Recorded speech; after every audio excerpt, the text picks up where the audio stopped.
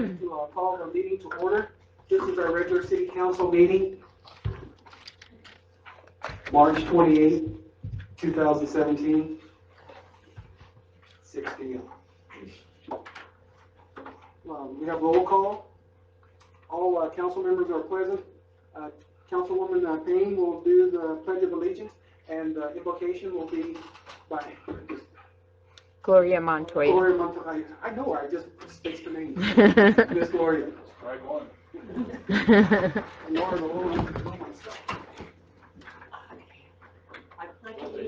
To the flag of the United States of America, and to the republic for which it stands, one nation under God, indivisible, with liberty and justice for all. Miss Gloria, please.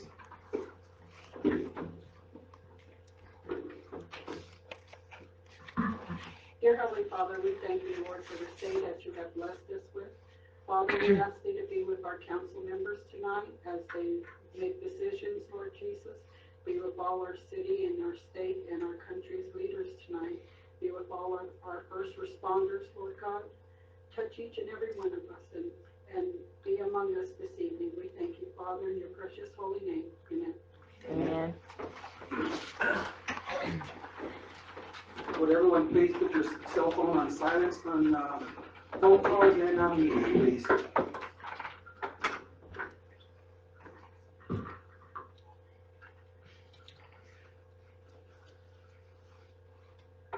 We'll move to Ms. Sher. We are going to have Happy Holbrook again. I'm sure you all participated last year. Whereas, on behalf of the citizens of Holbrook, we join in celebrating the month of Happy Holbrook. Due to current affairs, a month in honor of happiness is in order. And whereas the Holbrook Council declares a month of happiness, asking citizens to embrace exuberant behavior, a spirit of optimism, and dedicate themselves to spending the 30 days soaking up happiness. And whereas a month of happiness will help recognize simple pleasures like a smile. The more in tune with one's happiness, the more one is inspired to commit good deeds. And whereas everyone coming together to honor happiness will set a positive attitude for the future. And whereas mental health is a worldwide issue, and happiness increases confidence and self-esteem, which leads to success and a healthy lifestyle. And whereas this city is committed to working to support the welfare, happiness, and success of all of its citizens.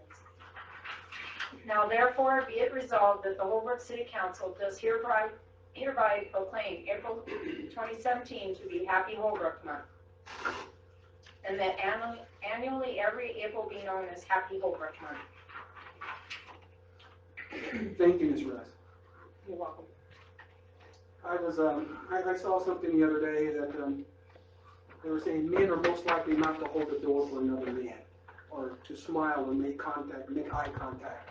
And I sat and I thought about that, and so I was down visiting my brother, and I stopped and I started to hold the door for people, and holding doors for other men. And then you see that domino effect, and you start looking at men do hold doors for other men. And what you're talking about, a Happy Holbrook, a smile takes a lot less muscles than the frown.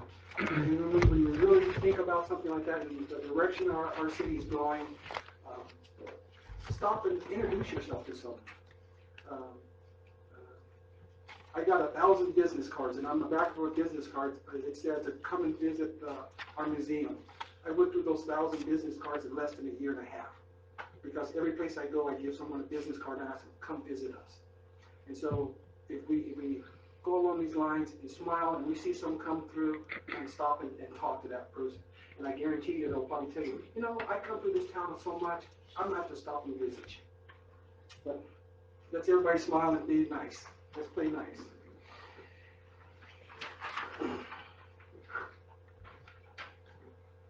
Okay, we'll move to item 5. Is there any, ma'am? No. Okay, we have no call to the audience. We'll move to item 6, the canvas of the election. We just vote to approve the public proclamation? I second. Well, I was just asking, I didn't know. Do we have to vote on it, Mr. Reyes? Typically, yes. Okay. Let's go with a roll call. I didn't make a motion. Um, I didn't make a motion. We have a motion and a second. All in favor? Aye. Aye. Any opposed? Thank you.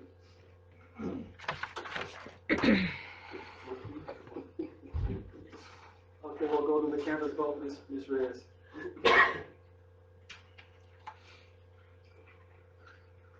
There were 584 total ballots cast, and of those 584, Armando Aguilera Sr. received 239 votes, Luis Baldonado Jr., 178, Wade Carlisle, 298, Paul Garcia, 91, Earl Kester, 343, Frank Lucero, 169, and Richard Peterson, 303. Thank you, Ms. Reyes. You have to have a motion, a second on that too. Do I hear a motion? No question. Go ahead, sir. There were 5 ballots that were rejected. What's the Either overvotes, which means they checked 4 boxes instead of 3 or 5, whatever they did, or there was one that the person tore it in half, and so we had to issue a new one, so that kind of thing. Do I hear a motion? Mayor, Yeah. I move that we approve the official canvas for vote. Do I have a motion? Second. Do I have a motion and a second? All in favor? Aye. The motion passed. Thank you.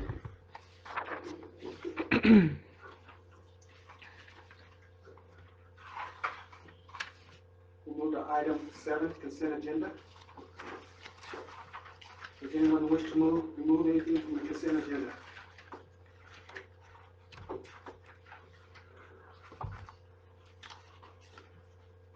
Or accept it as is?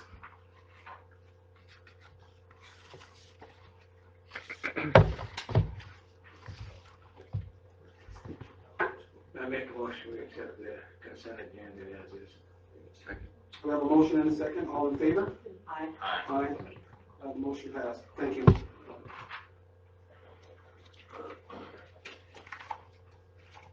Item 8, current event. Today I attended Board of Supervisor meeting. There was a lot of people here at the meeting.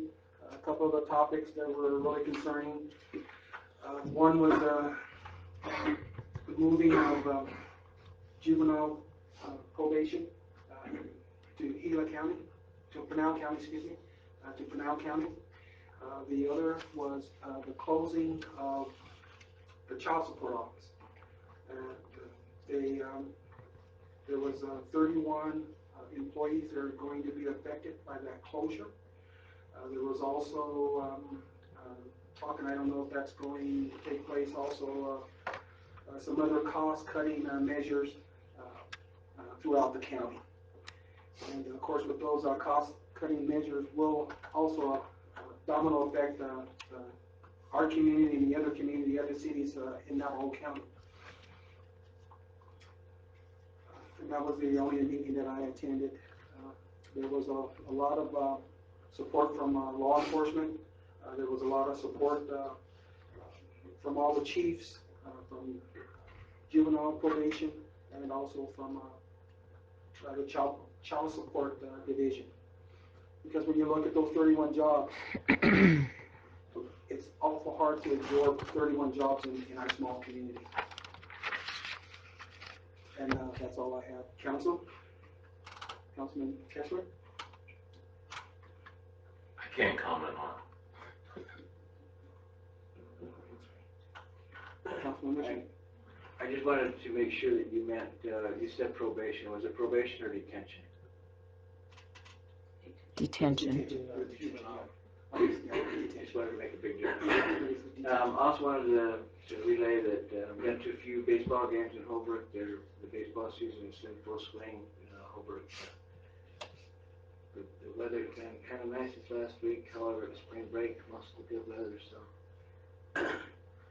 the schools also sent some school personnel to Disneyland, and they performed in Disneyland, and I think they should be commended for that. I think that they took quite a few people. Not only did they take a lot of people, but they also took the families of the people. So I commend the Holbrook School District for that. Letting them go out of state. Thank you. Thank you, Councilman Wisher. Thank you, sir. Vice Mayor. Carla, Yeah, I'm the Rural Transportation Advisory Council.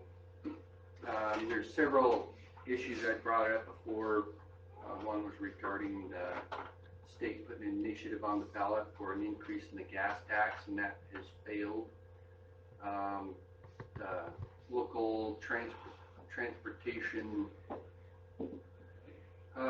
the lottery money, I don't know if you guys remember that, but the Local Transportation Assistance Fund was LTAF, and several of our streets have been paved by that funding, and back after the recession, the state swept that money and has spent it in other places, and there was a bill to restore that money, and that failed as well.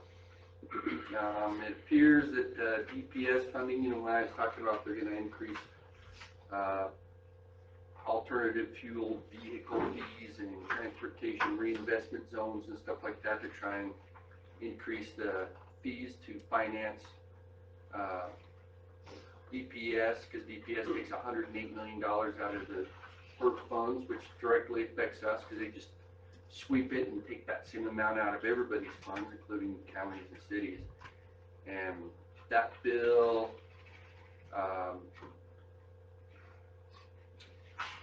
I think it never made it out of committee. So, as is typical with our legislature, all the things to try and help us remedy some of these issues have failed to move forward. And we're still in the same situation, actually, and this year we have fewer extra dollars left over, and of course schools compete heavily against municipalities and transportation. So that's everything that's up. They still haven't finished some of their omnibus bills, and their appropriation bills still aren't completed for this year or next year. So that's still hanging out there, but pretty much it appears to be that it'll be the same as last year. That's all I have to report. Thank you, Vice Mayor. Councilman Peterson. you kind of covered this. I just wanted to look at a different angle. You talked about the jobs being lost, which is detention officers, teachers, nurses. But more to me is the fact that if our children have problems, they're going to be taken far away from their family and to visit them. County, and I think that's going to be all sorts of our people, so we should. That's it.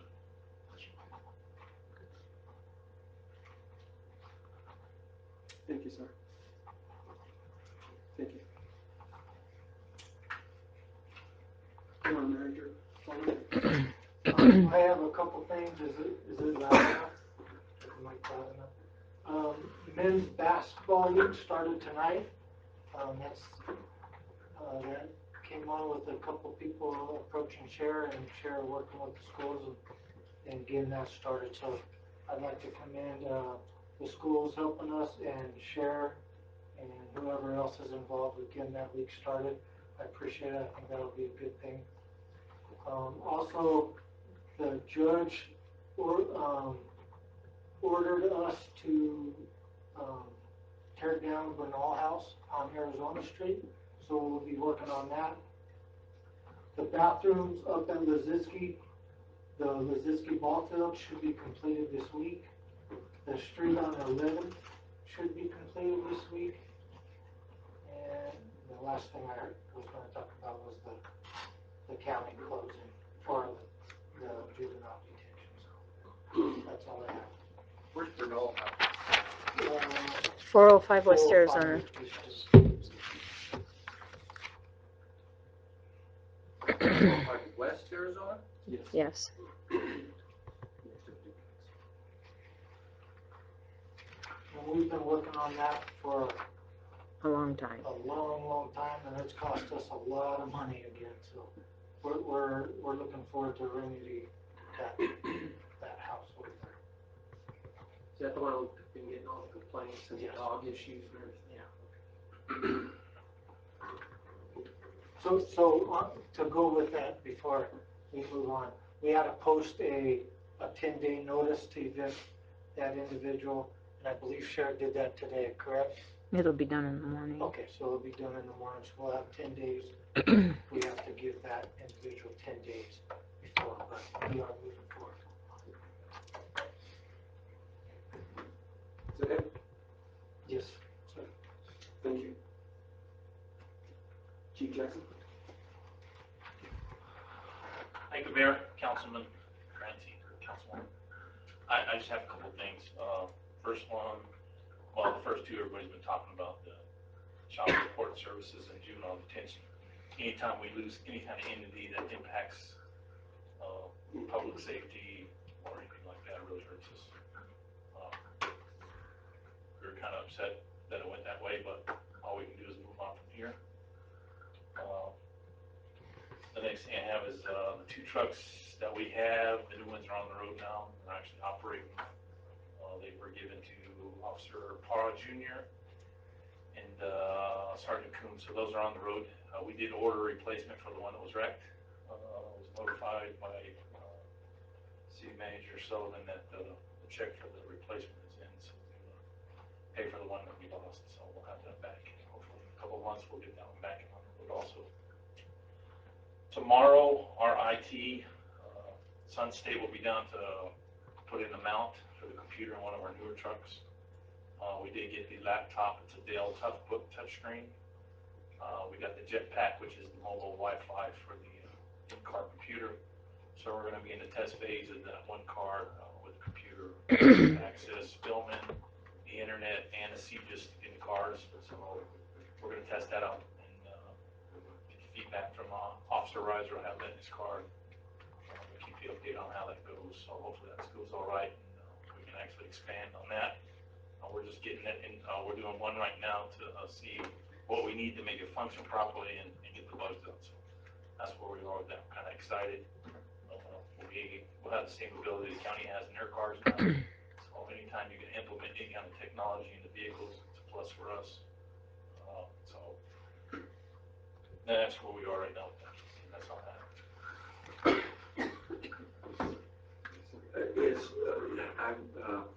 When you say you get the computers, is that the kind of stuff that through the impound fees that we're going to be paying for? Right now, that's where this came from, yes. Okay, so we do have the impound fees that can be used for that. Yes, yes. So that's where this first unit came from. When we are going to expand, we'll also use the money from the impound fees for the same thing. Thank you. What is that amount for our impound fees? I don't have that figure right now. Last I checked, we were right around $16,000, $17,000. When are you going to purchase those?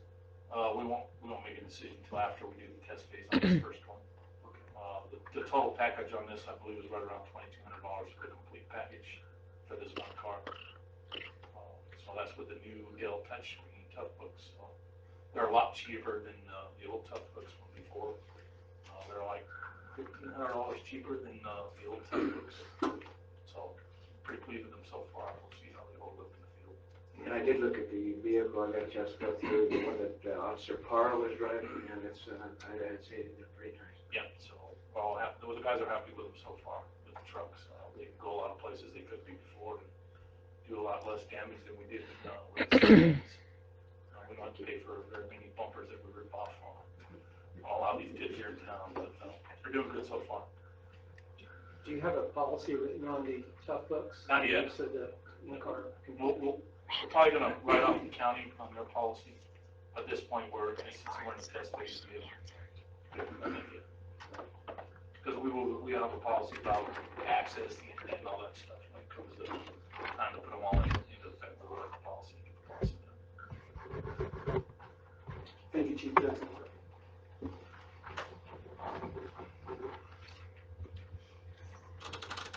We'll move to item 9, old business. Discuss possible action regarding appointing individuals to an economic development committee. Over the last few months, I've went out throughout the community and talked to a lot of individuals and narrowed down a list of people that are from a wide variety of out throughout our community. Some of the individuals are business owners. Some of them are work at the college. Some of them just different jobs throughout the community. The people that I spoke with, Paul Ortega, Eula Pennypacker. Paul Ortega is the owner of the West End Liquor. Eula Pennypacker is, she worked for NBC in the finance department. Sandra Lewis, she's the pastor of the St. John's Baptist Church and also therapist for, what is that, in Shillwell. Not the hospital, I'll think about it. Pineview? Huh? Pineview? Pineview, thank you. Tony Espipia, he works at Tate's Auto Center. He's one of the managers there. Paula Garcia, she works over in for Navajo County over in child support. Casey Scott, he is the manager for the truck stop.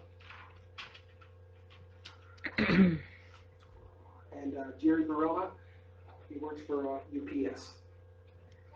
We had a nice little conversation with all, I had a nice little conversation that lasted about an hour to 2 hours with all these individuals to see how committed they are to the process. Because with this that just went down today, we have a lot of challenges in front of us, and so we need to let's just move forward with. And those are the individuals I spoke with. Comments, questions?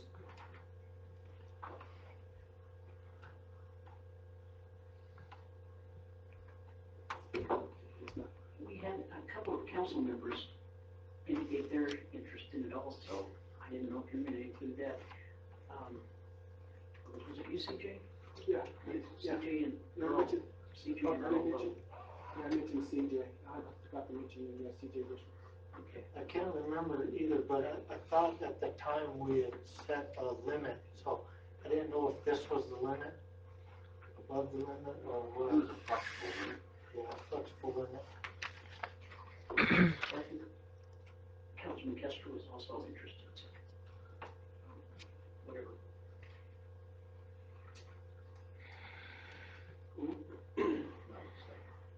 Comments, questions, you want? What is the process and what are their goals? We had them listed, at that last meeting. I didn't bring them with me, but, it was to mainly do the economic development piece of the Holbrook General Plan, and then, maybe, expand and go through some of that general plan, so we could take that back to you guys. And that way we have a vision going forward, basically updating our general plan and the economic development side of that. So developing the general plan in writing. Correct. And then, things that go along with that, i.e., parks, infrastructure, those kind of things that would help drive the economic development piece. So we met by phone with some representatives from Arizona Public Service, and they suggested that we pull out the survey that they've done several years back. And what we did is we looked at that, and what we're going to do is now proceed with a meeting so that we can decide what we're going to do with that 2006 program and see what needs to be changed. If anything, it looks pretty close to what we need to do, but maybe renumbering a couple of the pieces, put different priorities, but then the goal is to also meet with some people. I've got information in reference to a gentleman from Payson and also prospectors. So I've been trying to read up on all that, so actually until the actual full committee meets, I think that it'd be appropriate for me to be their spokesperson. But it's moving along, there has been some research being done and some ideas discussed, but not with the whole entire committee. A lot of the same information in that study is part of that general plan, so it goes hand in hand. Thank you, Councilman. Any comments? Is there a motion? I just want to read you something out of the charter. By appointment of the mayor or any member of the council may serve as an ex officio member without voting privileges of any or all boards, commissions, committees, and other city bodies. Thank you. Okay. So we just need to approve your committee and the people you put on it? Please. Yes, sir. So moved. We have a motion and second, all in favor? Second. Aye. The motion passed. Thank you. Thank you, and we'll, Kathleen will be trying to contact everybody, and we'll try to set up a meeting and get moving on that. We'll have a meeting. We'll move to item 10, new business. This item is kind of, I don't know, I'm not all for it, but I'm not all against it either. I did give you guys. Pardon me, can I have the mayor read the agenda item for the Go ahead, yeah. Discuss possible action regarding the tax election and establish a tax rate minimum management. So, sorry about that. So, I did give you guys a budget, and we're discussing that a little bit farther down the page. Because I kind of wanted to just make sure we were in the ballgame with this property tax. And at the time, I was thinking we were gonna have to have an election in May. And since we were gonna have an election in May, we might as well, see if it's true for that. So it's up to you guys. I was talking to Darlene. It's not necessarily the rate. Usually when we do this in the budget process, I always back in the number to find the rate, and you guys pass the rate. In talking to Darlene with the Corporation Commission, she suggested that if we do put it on the ballot, that it's a dollar amount that would raise, that you guys would need to question or bring up. And then from that dollar amount, then we would work it backwards into the rate for the budget. There again, since we have the same people in with the winner of elections, we don't have to have a May election.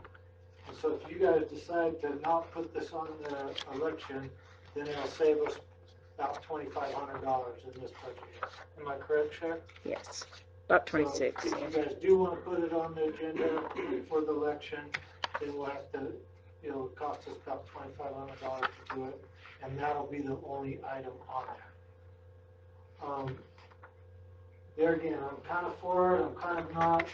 We may be having some tough budget decisions come next year, just because of in light of the county. Our revenues are down. We've talked about that a little bit already in sales tax. And who knows what this 31 is going to do to our economy even more. So that piece of it kind of makes me want to put it on the election, and maybe we can save a job or two if it passes. But on the other side, I don't like it really. We've worked really hard to try to keep everything free or extremely low cost to our citizens. And so for that, I don't like to put it on the agenda, but that'd be your guys' decision. Vice Mayor. You said to save a job or two. The point here of raising money for funds is for the government's not to provide jobs. It's for a benefit, or what are we going to do with this money? Is it, if it's just to hire a person, then I'm 100% against it. But if there's a reason? Is there a service? Is there something that we provide that's going to suffer in the next couple of years? And that's what we need to know about. Where are we at with the budget? That's why we're raising these taxes, that this money is for services, not to provide jobs. Right. So that's still the question, comes back to you as the city manager, because we're with council strong manager, is where is our budget at? What do we need to meet our budget? Or are there expenses that can be cut so that we don't have to raise these funds? That's how we come with that number, and that's why we hire you to do those things. So we need information from you. Just don't come here and throw it on us and say, well, what do you want? How much money do you want to spend? Because the answer is, we don't know. That's what we hired you for. Yeah. So you give us a recommendation of how many funds we need, or whether we need them at all, and then we'll decide whether we want to send this to the people to vote for. Well, at this point, you know, I worked out the budget, and at this point, I would recommend not to move forward with it. And if, depending on how the budget worked out, then we just have to deal with it. And if we have to cut, to make it work, then we cut to make it work. Why do you recommend not to do this? Why do you recommend not to do it? Just like Wade said. Were you gonna, that was you were gonna use them for jobs, or? Well, it's not necessarily for jobs, but if we can't balance the budget that I gave you guys tonight is a balanced budget. However, having said that, there are several jobs unfunded in that. So I can do without this, but jobs are affected. And we are, just like we said, we are not in the business of hiring, but it could potentially affect jobs. Okay, here, And in this before case- we continue this discussion, I'd like to move this item to behind the budget. I want to see the budget first, and then we'll discuss this. That's exactly what I was gonna ask, is if we could just, put this on hold. In the newspaper, it's a precluded condition, decision that has been made. It just says, and I quote here in the Holbrook Tribune, it says that, but with the outcome of the election, the city is now undecided. I'm not undecided. I haven't heard anything about the budget. You were adamant the last time we talked about it, that we needed it, and now you're saying we might not. I would like to see, excuse me, let me finish. You were saying before that, like Wade said, we're not here for jobs, but then you said that some jobs may not be, you're going to have a couple of positions that are unfunded. I'd like to see which positions are unfunded. If there's department law enforcement that are unfunded, then I would have a question. If it's something to do with an unneeded position, but I agree, I'd like to put this on hold. Look at the budget, look at what the positions that we had last year. I want to look at what's going to be public safety items, and I am going to be really adamant about that. $2,500 to save a life. The other thing is we're 3 officers short. That's going to cost us overtime. That's important to me. The last thing that I want to say is that if we have to transport people to another county, that's going to actually, in my opinion, is going to cost somebody fuel, vehicle, and personnel. And that is a public safety issue every time they hit the road. Put it in the budget. I make a motion that we put it on hold until further notice. Ooh, I would like to move it, we have a budget discussion tonight, right? I would move it behind the budget discussion. Okay, that's fine, I don't know that we're gonna get that deep into, I didn't know we were gonna get that deep into the budget. Well, we'll know what he wants to You- cut, and we can discuss it. And you can't, So you want you have to make a decision tonight, because early ballots have to be mailed before the next council meeting. If it's a special election, why do we have to worry about when it is? It's not a special election, and the only time you can hold a sales tax election is at the general election in May, which is the 3rd Tuesday, Very good. set by state. So we do have to discuss it. And I have to have, Are you good with moving print- it? I'm very good with that. Okay, we're gonna move it behind budget discussion. After budget, got it. That's my motion, do I have a second? I second it. Well, motion and a second to move item A behind item H. Yeah, I made a motion. We have a motion and a second, all in favor? Aye. Aye. Motion passed, thank you. We'll move to item B, discuss possible action regarding request of expenditure fund for the fireworks production to the amount of $12,800 and the sole provider, source, Manager Sullivan. We do this every year. This is the amount that we spend pretty close every year. It's a budgeted item, and this is for the fireworks. And I recommend we go with Fireworks Productions of Arizona for $12,800. Can you give us a rundown of what we're gonna get for that 12,000, please? Do you want me to read it? Yeah. 11 premier specialty basins, 20 titanium salutes, 144 Chinese fancies and specials, 100, that's on there. There's 3-inch and 4-inch of those. 36 designer specials, 54 Chinese fancies and specials 5-inch, 18 designer pattern specials, 45 6-inch Chinese fancies and specials, 18 6-inch designer pattern specials, and 7 8-inch Chinese fancies and specials, and our grand finale, which is the waterfall, 67 aerial shells. Councilman, I would like to move this behind the sales tax discussion until we see the budget to see what's getting cut. Because we can do this too, it's a luxury. Well, I think this is a current year budget, not future budget. Yeah, it's a current year budgeted item. Oh, so it's for the purchase Yeah, tax? yeah. But don't we have, cash flow problems? No, we've been working on building that up. So by the time we order these, I still have 168,000 waiting for the state to reimburse me on that. But this item should be fine because by the time we put the order in April, we'll get the bill in May. We should be extremely close to Yeah, not having any issues. this has to be paid by May 15th. Yeah, yeah. So then you might not ought to approve this. No, $12,000 isn't very much. yeah, we're fine. I'm recommending that we do it. did you do that in the motion, sir? I did not. But I will.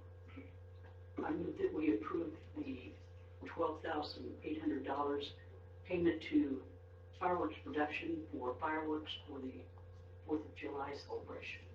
Second that motion. Okay, I'd like to have a little bit more discussion, if we can. I'm concerned also because, in December, it seems, I may have the month wrong, but, we were unable to buy, safety equipment for the fire department, and it didn't seem like it was a budgeted item as well. I don't agree that we pay for that just yet, because I see on the next item that we are going to be purchasing, safety products, so, actually it's a couple of them down, but, item D. So I'm not convinced at this point in time that if we're gonna be within a couple thousand, that's 24,000 that we're gonna be spending budgeted, so. That's just for discussion. Maybe still take a vote. Back in December, that was 3 months ago, we made some cost-saving measurements for those kind of things. So now we have built out of that number, that shortfall. We're gaining ground on that. So that's why I have no problems with this. Is the fire department still requesting the same number of years they were requesting in December? I'm not too sure what was requested. Yep, this is actually the next one on the agenda. That's what it is. I don't remember. Is it the exact same number of safety devices? Yeah, I think it was for 5, right, Chief? Yes. So it's for 5. Well, hold up, let's back up. But what was it in December? Was it still just for 5? Yeah. As far as I know, it was. Not really. When did you buy the jaws? That was a whole year ago. That was up in the last, okay. Do we have a motion to approve this in a second? We have a motion. A Oh, second. you seconded it.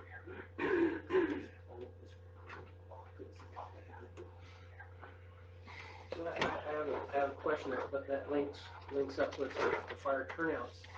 Are you and this is kind of jumping ahead, but are you going to ask us to approve, and is there money available for the fire department?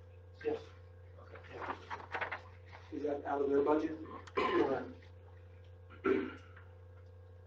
We have a motion in a second. All in favor? Aye. Any opposed? We have one opposed. You got that? CJ, right? Okay, yes, I got it. Thank you.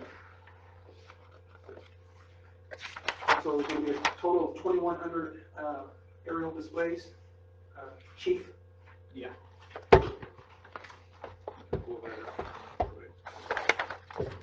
you're looking at a total basin of around 16 shops altogether with combined, not including the finale.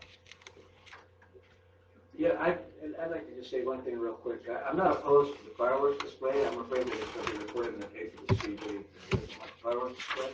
That's not what I'm opposing. I'm opposing that if we don't have money in the budget,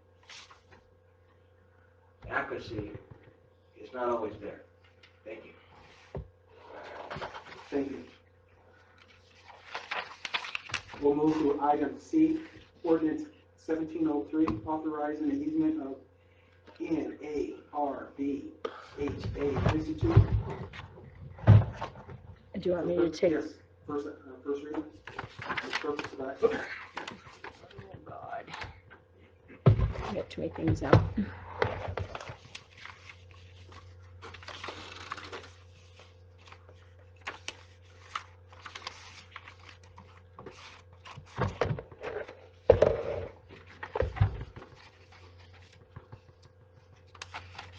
So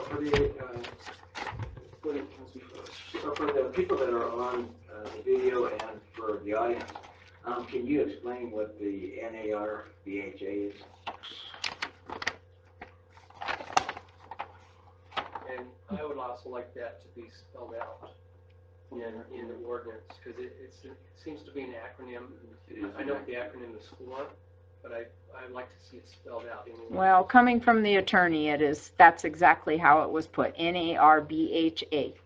Formerly known as Northern Arizona Regional Health Authority, Inc., but now the name is NARBHA. That's right from the attorney, but I can change it to whatever you tell me to.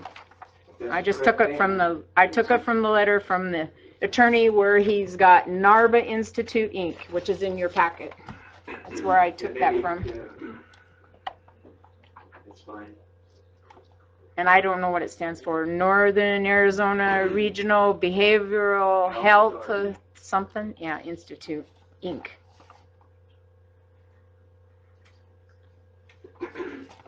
Okay, now you want me to read it? Yes, ma'am.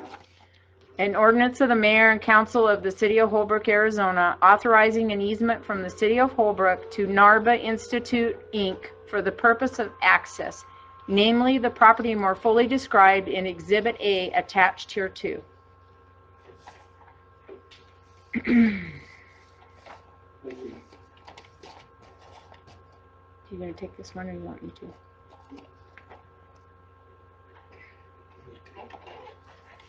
Okay. Excuse me, can we know more fully about where exactly this is? I was contacted by the attorneys for NARBA asking for access to their property on the old MPC campus. Right now, they're at the back side of the MPC campus, and the property belongs to us in the front. So they're concerned if they try to sell or convey their property to, I'm guessing with this new name, they're doing something. They're trying to convey the quitclaim deed, that they need to have access to their property. So I asked Randy which side he would like the easement on, and he told me the east side.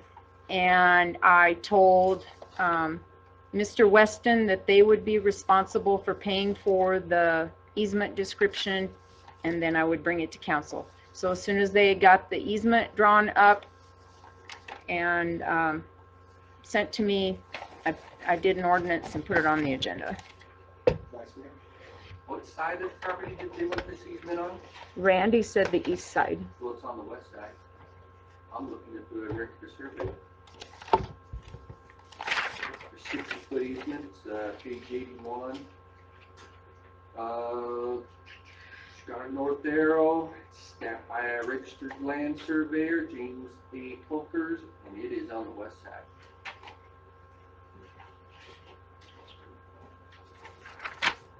You told me the east side, right? Yeah. This one technically looks like it's on the east side.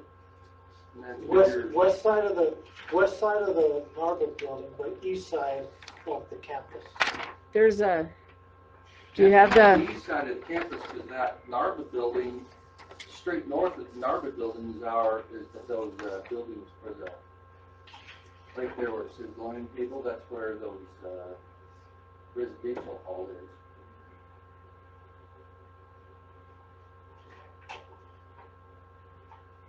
So is this really where they wanted it? it wasn't their choice, it was Randy who told me to. I suggested the east side because that's the road that goes back behind the campus and goes straight to their place. The only other thing Northeast that- corner, it says. The only other road that's attached to that are the old dorms. Everything on the west side is still the Navit building and all that. We still use those. Well, this easement goes right through the middle of our property.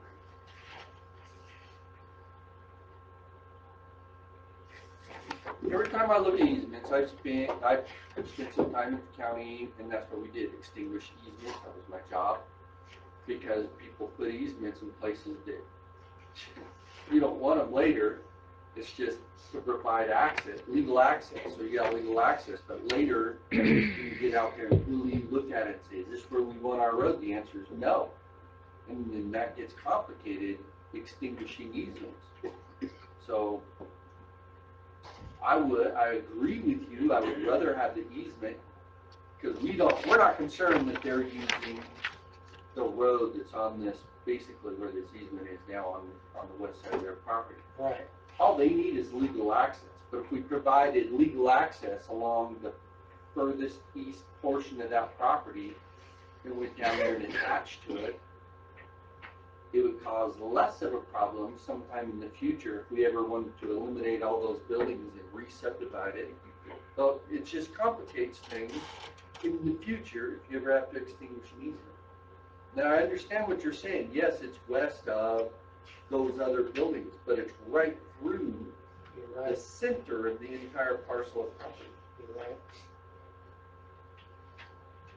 So you're saying that you want it on, If we went to the east side of our property and did a 60-foot easement and then came down the south side of the property and just attached to their parcel, then they would have a legal easement, even though they don't use that road.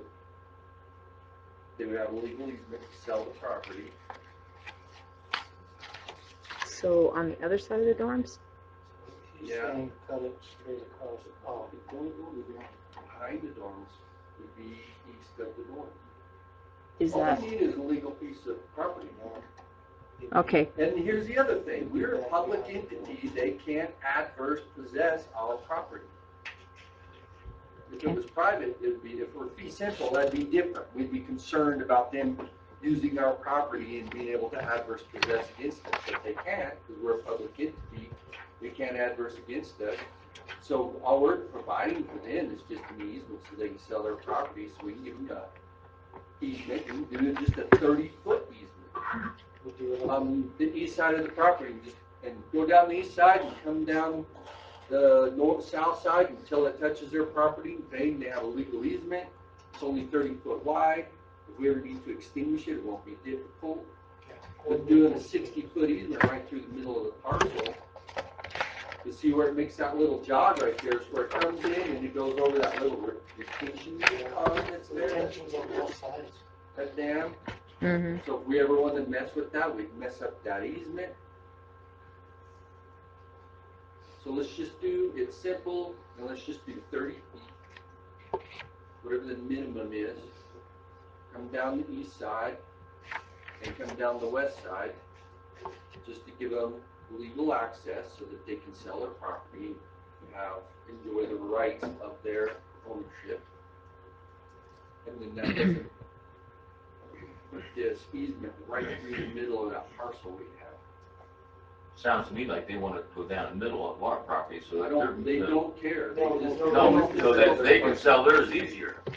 No, It divides their property automatically, divides their property? no, No. No? no, I don't think that's. Well, then they don't have. That any- is their entire They're parcel. wanting to be simple too.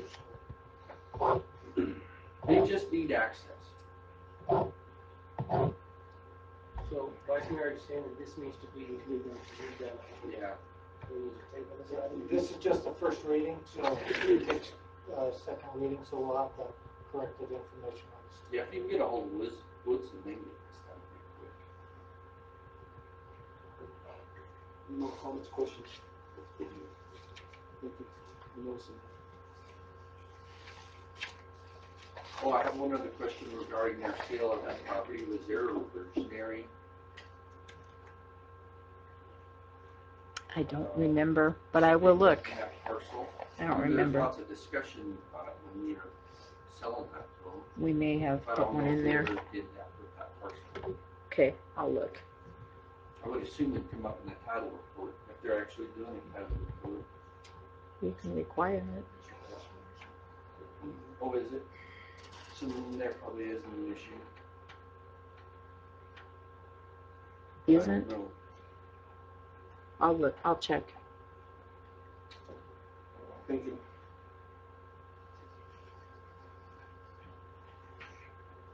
And remember, that was the first reading. We'll move to item D, discuss possible action regarding request to expenditure funds for the fire department rescue for purchase of turnouts in the amount of $11,956.98. Okay, Chief just reminded me what was on the December agenda. And that was the very last meeting in December, and Chief Simpson, we were waiting on the election, and at that time, we had short funds, so I asked Chief if we could table that, and that was for air packs. So that's why we tabled it, and with cash funds, that's why we tabled it. When, the new chief got on, he decided and met with the team, and he said, we don't need air packs as much as we need in turnout gear. So at that time, I directed chief to go ahead and start getting quotes on air packs, or not air packs, sorry, turnout gear. And he felt that that was really important, and it's a safety thing. He has turnout gear that's extremely old, and we're trying to get new guys in. So I definitely heard comments from you guys that we don't want to push things off like that for safety, and I totally agree. So attached here are quotes that Chief Rose got, and we are, he met with FDC Rescue Products, and we have two other quotes, but he met with those guys and they came in with the lowest amount. And so we are recommending the purchase of 5 turnout gears from FDC Rescue Products in the amount of $11,956.98. It is a budgeted item, and as I was saying before, as the cash flows get better, I recommend going with this purchase. If you have any specifics, please ask Chief Rose, because I don't know. That does bring up the question, do we need air packs? We got a little bit of time left on our air packs. We're on the last 5 years of the actual bottles that we use on the air packs. And so we still got a little time left on those. We probably got maybe a couple years left on those before we get right down to the nitty gritty. But at this point, our turnout gear, NFPA standards, ask us to replace them after 10 years. Okay, but we got some guys that's got gear that way exceed that. And we really need to have these guys in proper gear for safety measures. Did we have to discard some turnouts gear? And that's another concern since we had to discard some, how old were those that we had to discard? Some of the ones that we discarded, Mr. Tyler, were dated back in 1999, and that's one of the reasons we got rid of these. And not only because of their date, but because of the wear and tear that unfortunately does occur on them. Oh, those were being used? Yeah. Oh, and- so and- they said that they were, that you had them stored and you had to get rid of them. Well, it was a combination of both. It was a combination of the date that we can't put them in use, and it was also a combination of the wear and tear to where they've been wore out, and we can't put them on somebody to send back into a scene.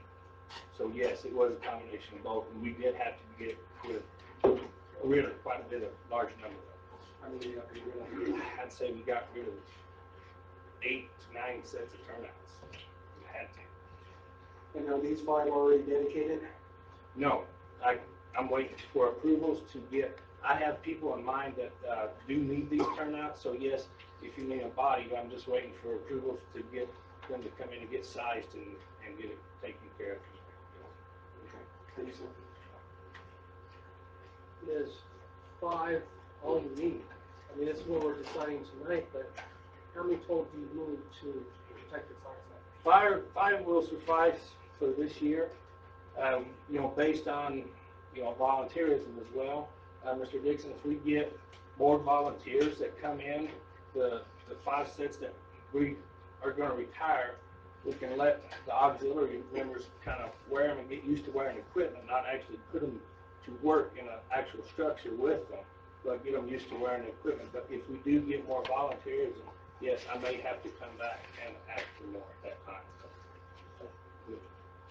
If these items, we put these items to hopefully get 5 new ones or packs or something like that every year in the budget. So, we've been planning that for the last 3 or 4 years. We haven't always gotten them. But these numbers have came in way lower than what we've been budgeting for too. So, Yeah, if I remember correctly, it was 43,000 yeah, something. we budgeted 40 for 5. Right, and it was For 5 43,000. turnouts. And, at the time, I guess I don't know what it is, but now they're coming in at 12,000. Sounds a lot cheaper. It's a lot cheaper than what we originally thought. What is the brand? Who's the maker of these? The maker of these are Innotex? Inno Energy. They're called it? Energy, Innotech. Innotech. Yeah, Innotech Energy Custom Bunker Gear. And all 3 quoted the same style.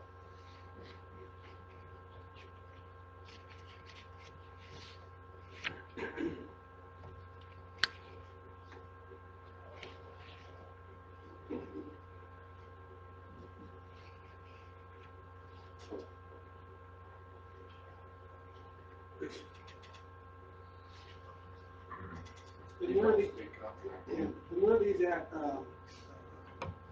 Quality level? Quality level. Quality level, they meet all the NFPA standards. And I did have a couple of my guys come up when he was able to bring them up, and I got a larger guy and a not so larger guy try these on, and they're movable. They're very functional for what we need, and so they meet all the standards. They're not top of the line by far. Will they send you a pair to try out? To try out.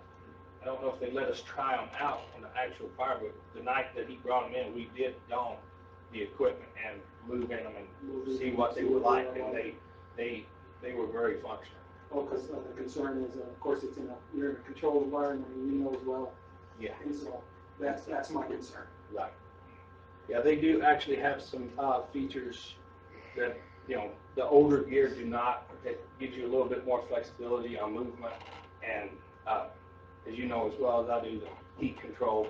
So they do have some air pockets, air linings in them to where it will allow them to breathe, so they don't get quite as hot. That's my concern. Yeah. No injuries. Yeah. Exactly. So is the quality the same? Is it same usage going to be for the same amount of years, either one? Yeah. Or do the others have a longer? Well, these will last they'll last the whole 10-year NFPA standards. with normal wear and tear. You know, of course, if they get abused and they get a tear in them or something of that nature, you know, we can't prevent that. That'll have to be a replacement. The other ones are, the higher quality, will it last longer? Nah, I don't think so, sir. No. Any other comments, questions? I make a motion that we approve $11,956.98 to FDC Rescue Products to purchase turnout gear. We have a motion and second, all in favor? Aye. Any opposed? The motion passed. Thank you, Chief. Thank you.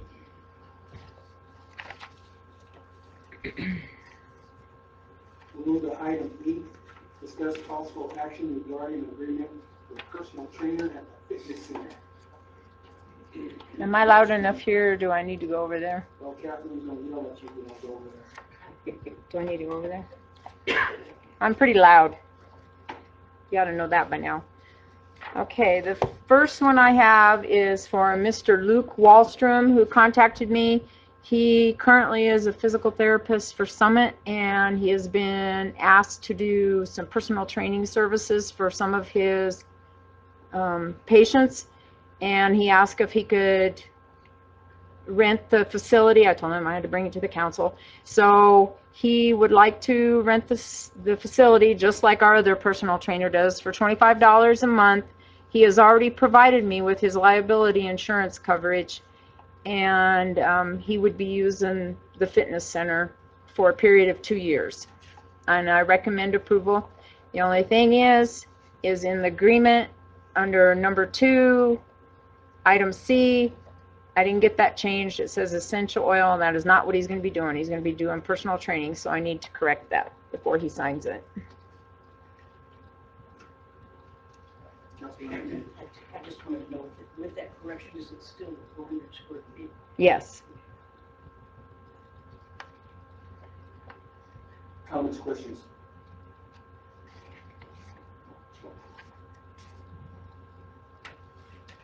You said he's working at a Summit in, Yes. I think over in Florida, isn't this that Summit? I haven't met him, but people are excited. Is he your PT?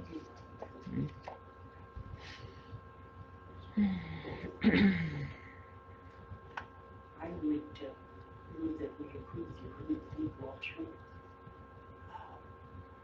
for personal training services at the City Fitness Center. we have a motion and a second to approve, Wilson.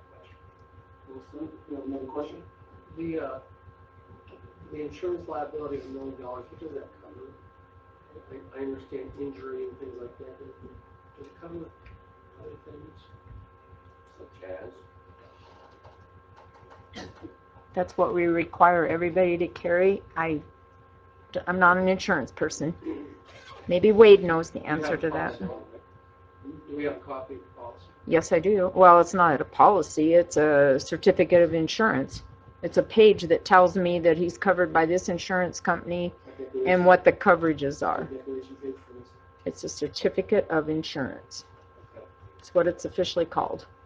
I'm just not about this individual, but I have concerns about anyone else that we might rent property to that, not only injuries, but anybody that in this day and age who might, God forbid, abuse Can you explain it to him? on our property. Because it's the amount is what you guys have always required. I don't do insurance. Pat, I don't know if Pat can. If he can, Certificate of insurance. but we require the $1 million because I've had people want to give me $500,000, but that wasn't what council wanted. So what does it cover? It's general liability. So anything that, A city facility or property is used, we require the COI, certificate of insurance. County requires it if we use their property. Schools require it if we use a school bus. It's standard certificate of insurance. And then we're covered on the building side of it as well, so, you know, I don't if a lawsuit was to happen or something happened, then they would be, I'm sure, contacting probably both insurances for the claim. And then it'd be up to both insurances. That's all. Thank you, Commissioner Dixon. We have a motion and a second we have a motion and a second on this for the 2-year agreement to Mr. Luke. All in favor? Aye. Aye. Any opposed? The motion passed. Thank you, Ms. Reyes. And the next one is for Patricia Weatherford, or Patty, and she has been teaching Mexican dance instruction at the old community building by the library for, I believe she's been there 3, maybe 4 years. So this is just a renewal of her agreement for a period of 2 years. And this is item F, renewal agreement for Mexican dancing for Mrs.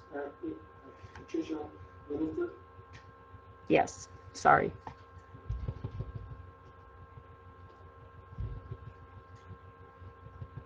I make a motion that we approve the agreement between Mrs. Rutherford and the city. I say. Got a motion and a second, all in favor? Aye. Any opposed? Motion passed, thank you.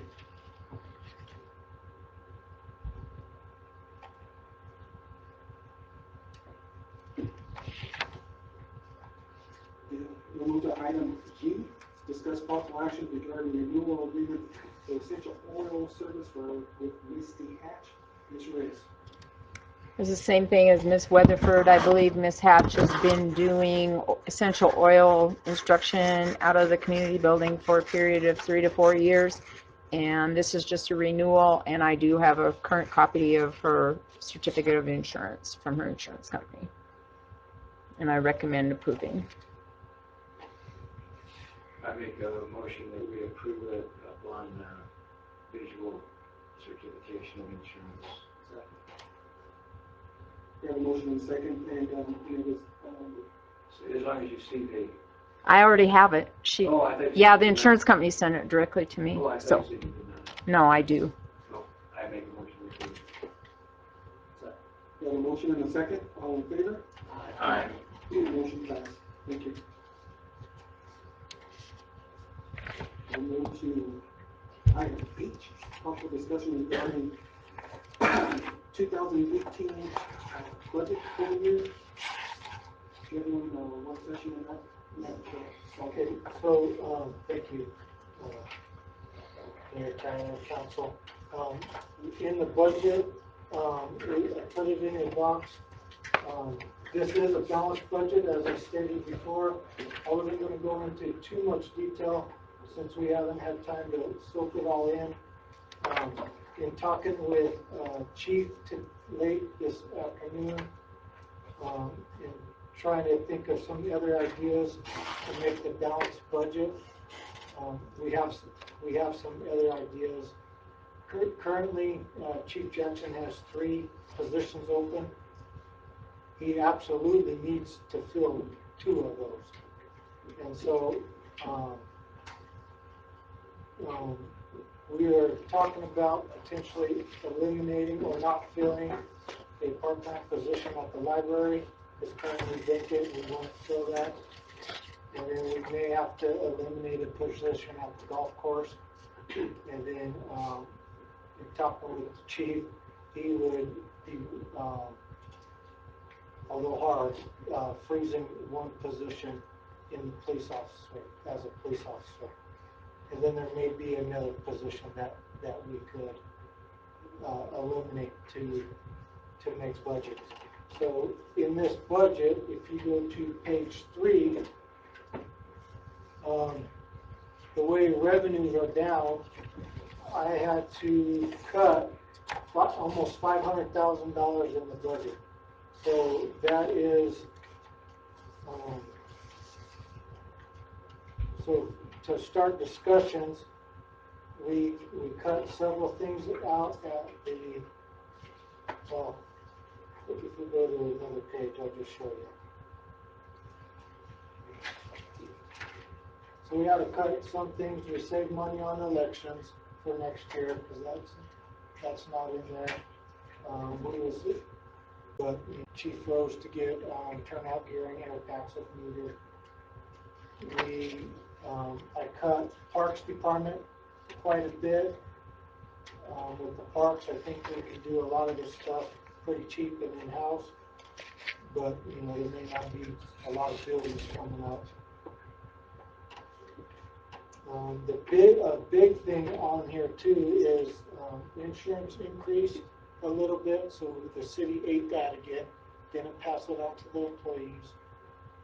And the big thing with the PD is public safety retirement went from 69% of what we have to pay to 77%, I think, is what it is. So that's a huge increase. So what that basically means is if we hire a guy for $42,000 in the police department, it's going to cost $94,000 with salary and EREs to hire that guy on. And so basically $100,000 a person. So that's kind of tough to chew. Is that with the new retirement because of the person? No, that's the old. So if we have a completely green officer, come July 1, he could be hired under what they're calling a Tier 3. And once they're hired as a Tier 3, then it's more of a 50-50 retirement. And it's around 12%. So we'd have to pay 12 to 15%. And they would have to pay. So, but all the officers hired before then are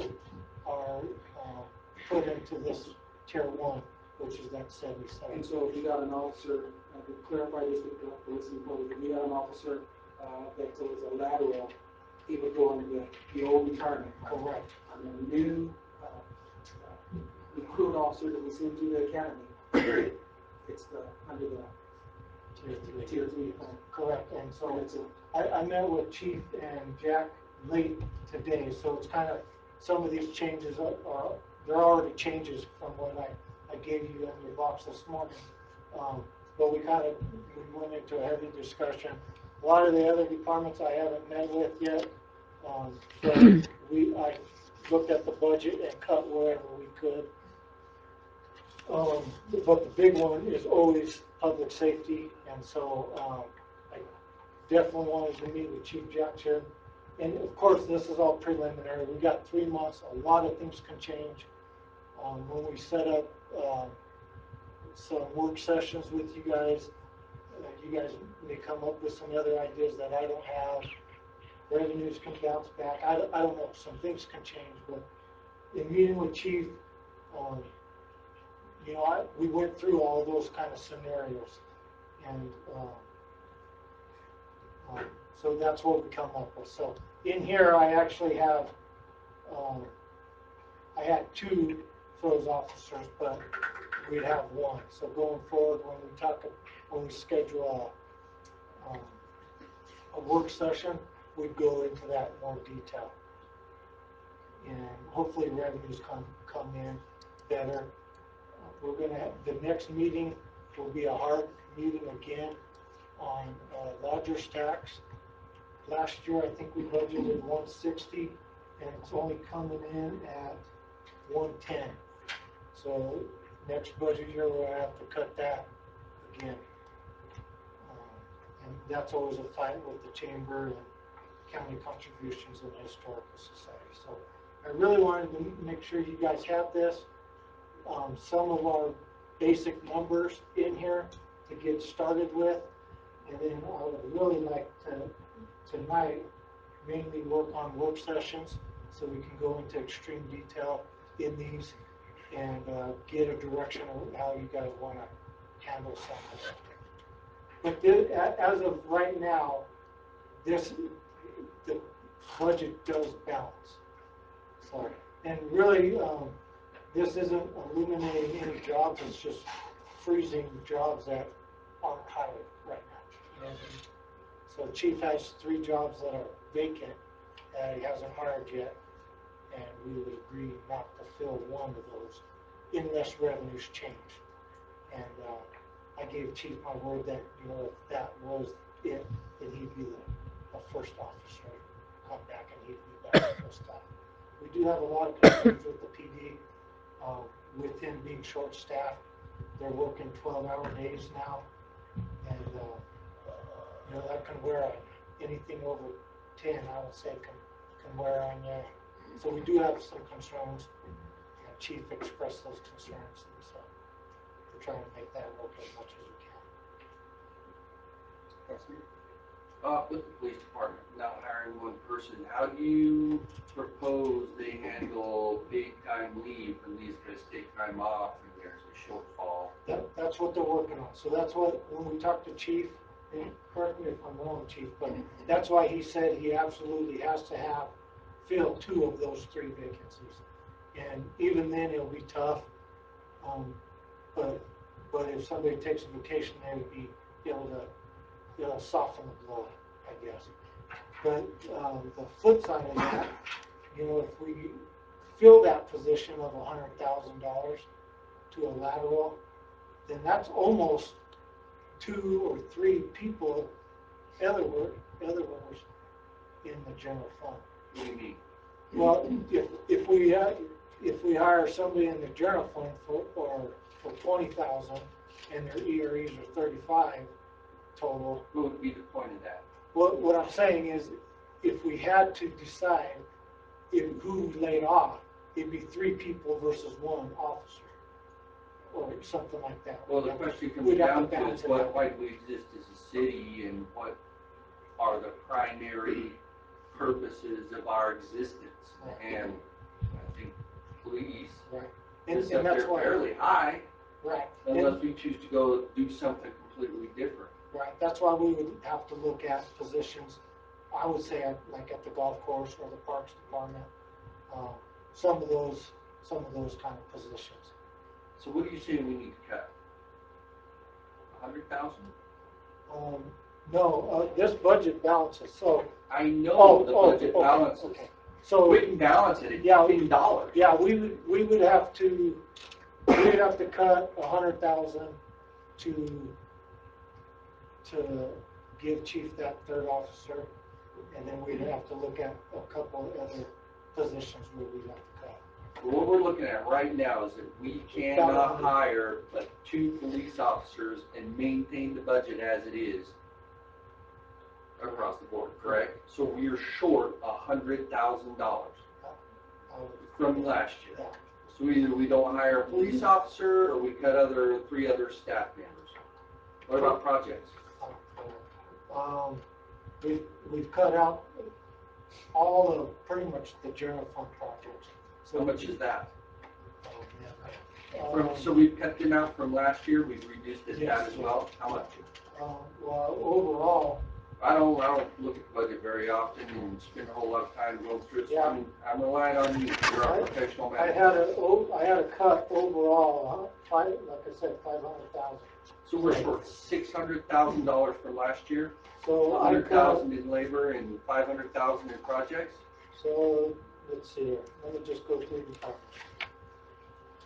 So I cut the city council 6,000, 5 of it is elections, because we won't have to have elections. And then I cut travel and training 1,500, because, we don't have any new council. The general fund, I moved me and, Mike over to HERF, because, 50% HERF and 50% us, because we're over there in streets quite a bit. See, What did that gain us? what's that? Why did you do that? Because it gained us in the general fund and HERF balances. So Okay. the only ones that are short, the only one that's short is the general fund. Utility fund and HERF balances. I understand balances, did we see a decrease in general fund and Yeah. projections? How Yeah, much? so that revenue, that's the big one I've been talking about, the concern. So, last year we budgeted 3,350,000, and we're coming in at 2.9 projection. So that's $450,000 short. in sales tax. And where's that? Oh, that's in sales. That's all in sales tax. 150K short. How much did we have last year in sales tax? We budgeted $3,350,000. 3,350. That's estimated now? 249. Let's just see what that decrease is. What's that percentage decrease? Is anybody good at math here? 450,000. He's looking for a percent. About 12 million in revenue. So we're seeing a 14% decrease.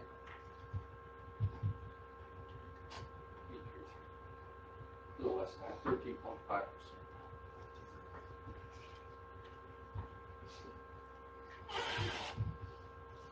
That's our share, Vice Mayor. That's the concerning part of that is that if we're short that much, sales tax, sales revenue is down about $12+ million in the city of Hope.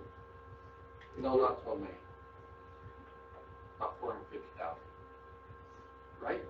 No, he was talking about total sales. Oh, He was yeah, trying you're to right. divide the 3%. So what I'm saying is we're Holbrook is sales is sinking, so to speak. While the other community is growing. Now I did a survey and I talked to almost all the businesses in Holbrook, and they're all increasing or maintaining the same as last year, and I'm having a hard time understanding. And in discussion with the finance director, interim city manager, when I asked if it was only 250,000, he said he found 125. But he was not allowed to tell me at that point in time what kind of businesses were short that amount of money. Actually, he can, but you cannot discuss that with us or on council or BS it out in the public. He can tell you that information, who these people are and what it is, but it's personal information. I understand. So, Randy, if you want to tell him, I don't have a problem with that, or we can have an executive session to further insulate legally, because we're looking at people's finances. Correct. So, And that's if we want to do that, then we can identify what these businesses are, and they're having these huge shortfalls in tax revenue.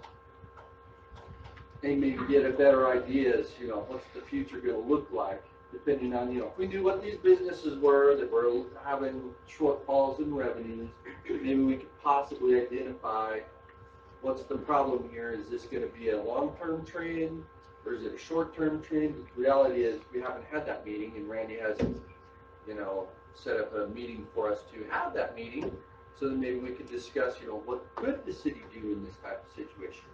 But, so all we know now is we're looking at a potential 13.5% reduction in sales tax revenues. What exactly that is, I don't know. Can I ask a totally different question about the cut in the police department?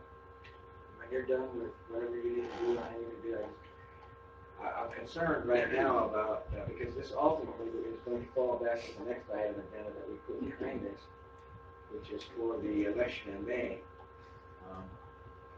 I would like to ask how many juveniles are transported to juvenile detention on a monthly basis from Holbrook to the current facility?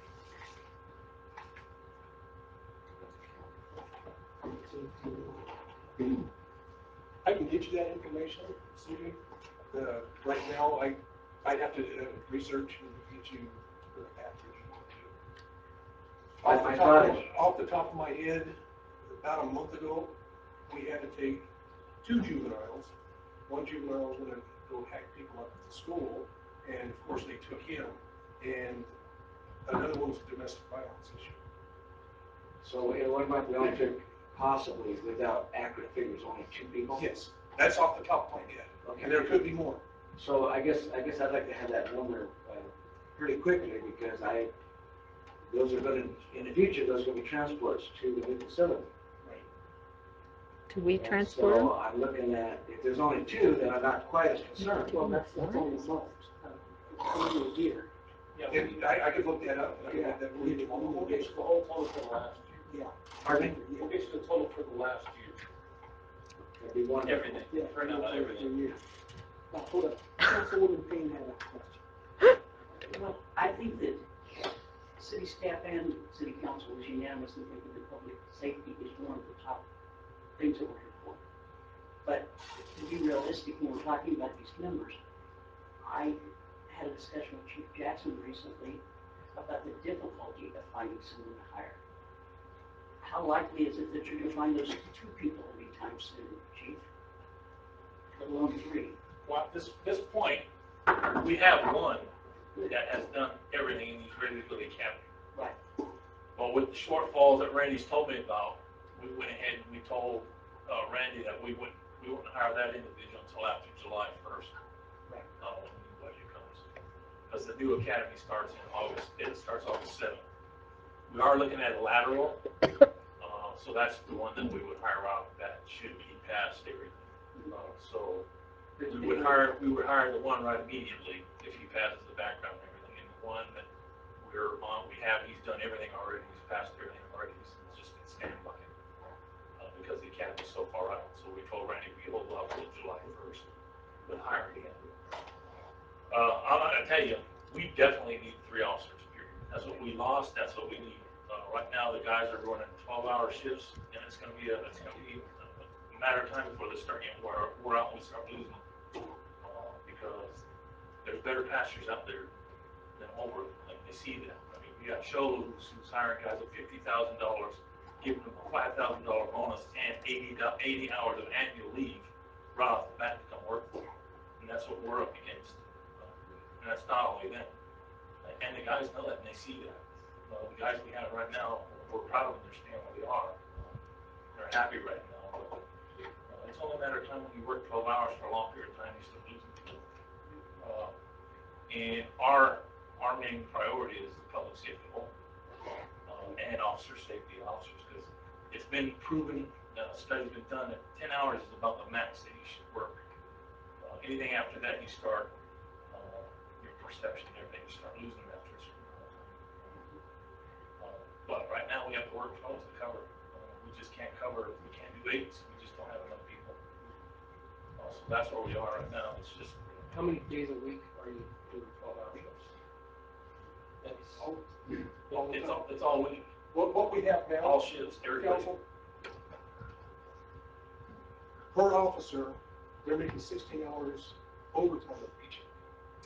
That's how short we are. And right where we have an admin sergeant out there also covering also. Are you working 12-hour shifts 5 days a week? 7 days a week. 7 days a week. Every officer is working 12 hours a day, 7 days a week.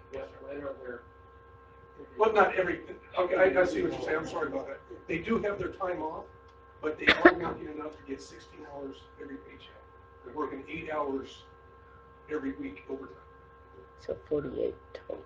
So they're working 48 hours a week? Yes. With overtime. Right, okay. So they work And about. we've been fortunate that nobody's been sick. We had to cut vacation. Yeah, training, things like that. We don't. And if it's something we have to do, we come out and cover ourselves. Right now, Do you have any reserves?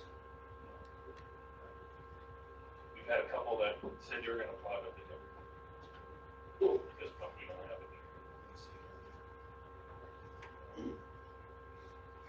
Okay, I'm not finished with I'm at $6,000 with city council, 1.5K thousand, not well, actually, we're calling back up. With travel, with the Shaw City Council. Yeah. What else did you cut? I have $100,000 for the police department. I don't know what it was. Well, we're reducing the police officer, that's $100,000. Oh, yeah. Okay. So,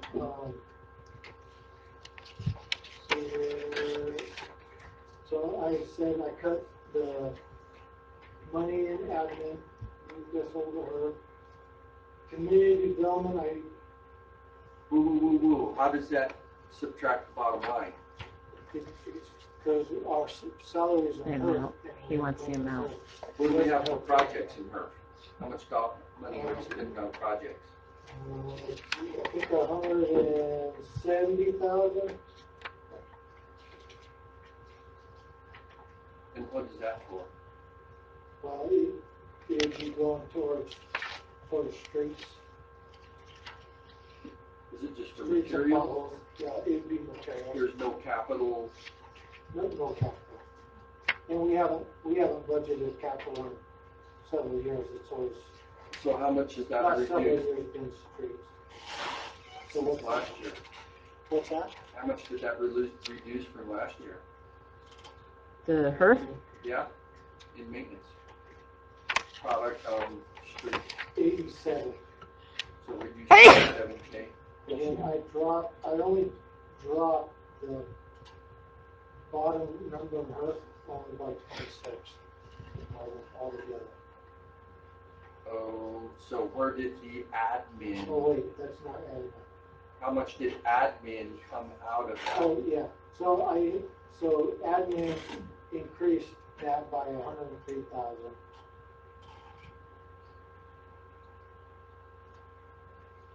And then So 103,000 came out of HERF, yeah, would be a new number. And then usually like in the past, we've always added money from general fund into HERF to make it balance. But now that HERF is, more or less self-sufficient, and we need some more admin into it. okay, for 210,000 roughly. I need to still come up with another $240,000. So then, the library, I dropped 21,000, and now mainly is, a part-time tent during the summer. Okay. Parks and Rec, I dropped 40,000, and a lot of that was,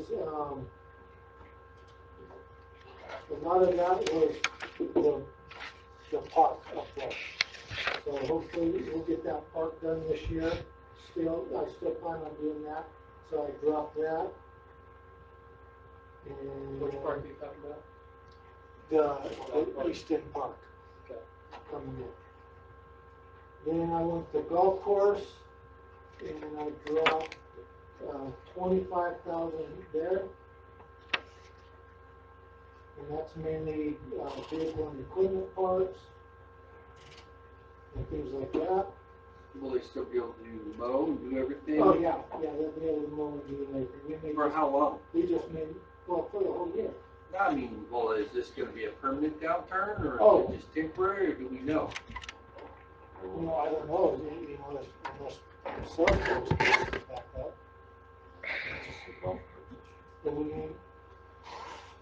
so we may have to cut on, the fertilizer, cut down the fertilizer and those kind of things down there. Animal control, we built, last year we budgeted a vestibule and a cat room.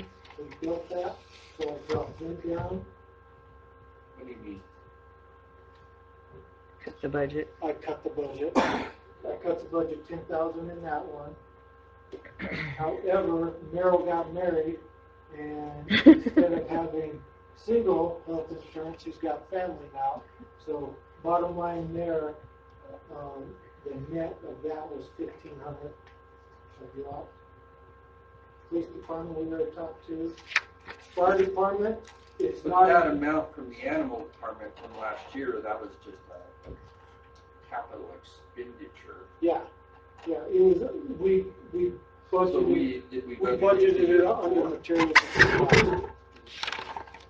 So, I mean, like that last year, it's just an increase in capital expenditure items. So it's not really a cut in operations. Do you understand what I mean? Well, yeah, that's why I could drop the budget, because it's already been built. Okay, how much was it? So overall in the animal control was down $1,500. The net effect. Okay. Police department, we already talked about. The fire department, Everything stayed the same, so I dropped $20,000, for the equipment. Facilities and levy, I only dropped $500, so that ain't much. Fleet maintenance, I dropped $2,500. How much out of fire? Yeah, it doesn't show. It doesn't show because I changed this already, but it's roughly 20,000 is what we did. Did you have any requests for next year for equipment? We'll probably be looking at another, possibly some more turnouts. What we just did? Another five, almost 12,000. So we could drop that down to 12, but if something was to happen or tear or something, then, because he just had a saw go down too, and that saw would be about $1,200, so that's where that money comes out of. So that's why I left it a little bit higher. That way if something happens, it could still be a safety equipment. Fleet maintenance, I would think I went over, I dropped it $2,500. And those are just little items, janitorial supplies and those kind of things. The airport, fuel, we have sold a lot less fuel this year. So, but it really won't help us too much because I had to decrease the revenues equally just as much. But I dropped that one 44,000. 44,000 in fuel purchases.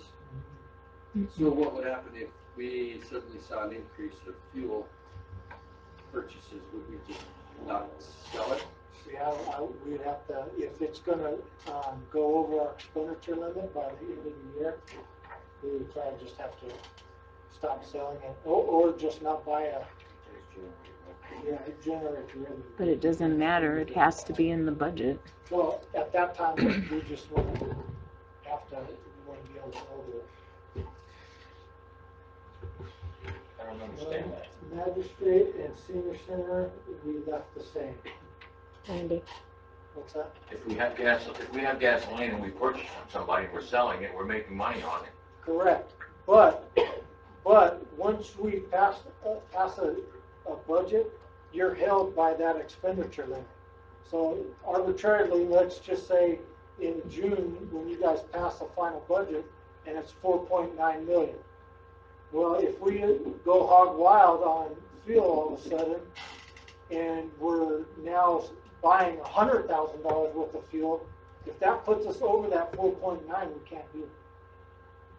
We're bound overall by that 4.9. So how much fuel do we carry over from one budget year to the next?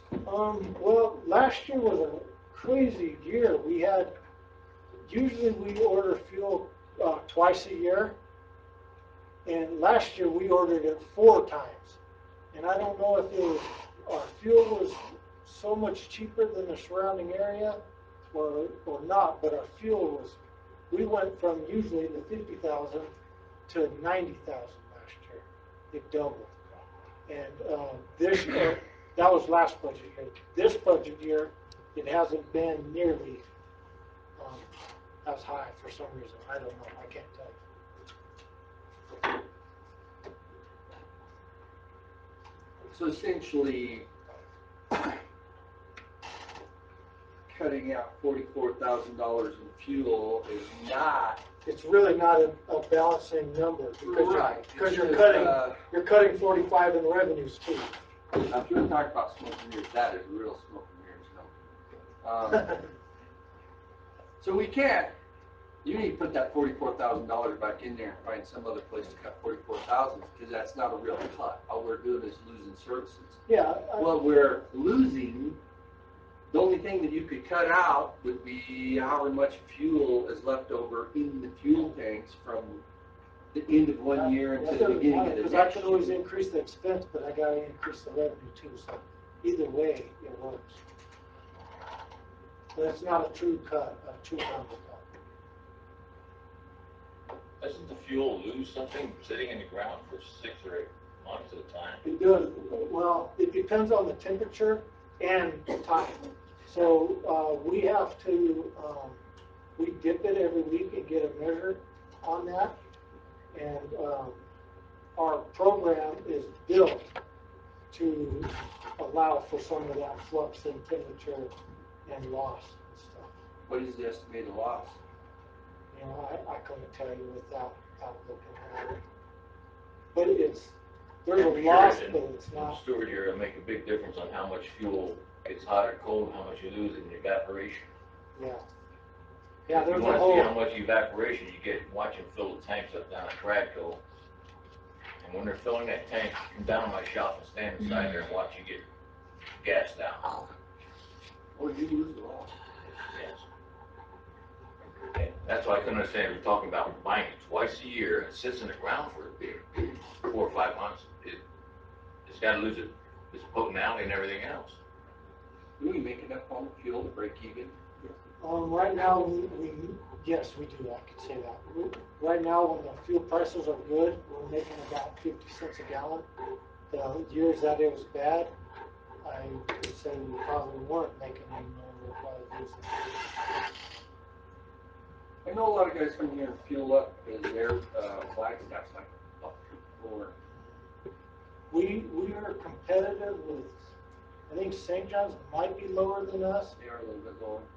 And that's what we used to be competitive with St. John's when Ray was here. And now we are pretty close to everybody else, but I think St. John's is lower than us. But we're at 390, and I think everybody else is pretty close to around that. Sholoma is more than that. How do we advertise Well, there's I think there's 3 websites that post it for aviation. Worldwide Fuels, who we buy the product from, posts it, and then there's 2 others that call me once every 2 weeks, I think, and they post it on their website. And it's airnav.gov or something like that, and that price is on there. that? Did pilots know to use that one? Yes, they do.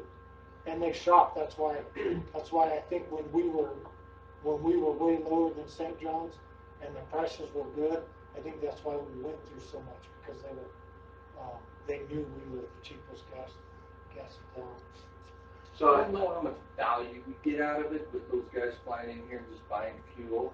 Well, there's a bunch of them I know, because I go to Denny's every day, and I know that there's a stack of people that walk over They there walk over. and eat. And I bet they go at least once a week, I bet there's at least 10 or 12. So, We call them maybe I'm breakfast club. confused here on the budget, and you can say I'm right, wrong, or indifferent, but if you budget $1, or let's say you budget 40,000, and you spend that 40,000 for the first 6 months, we go 6 months without fuel. So if anybody lands at the airport in that 6-month time, they cannot get fuel. No, that would never happen. That's We'd what have you're to- saying. I mean, but that's why you're suggesting the increase it. So that No, would- prior to him saying the increase, what you were saying that if you put in that amount of money, you You cut. have to steal it That's from because somewhere else. historically, we've been in the $50,000 range. Last year was high. This year, we're only projected to go to 34 in fuel.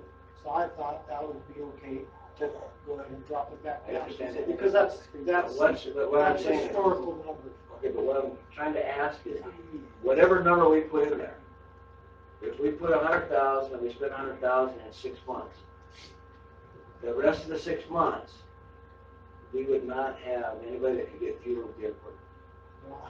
I don't know, we'd have to find, No, I'm not that'd be asking hard that to sell. question. We'd I'm have to asking, find is somewhere that- else to cut to make sure we have that. We have to cut something else to make sure the budget Yeah, can be even. I mean, you can't have a plane land with no gas and then us not give them any fuel to get out. You know, that's a danger to the airport. That's why I'm asking that question. I mean, to me, you're saying. That's why this is not a real cut. Yeah, That's my yeah, point. that's why it's not a real. So we cut. could say $1, and then we can come back and say, well, we need to add 100,000.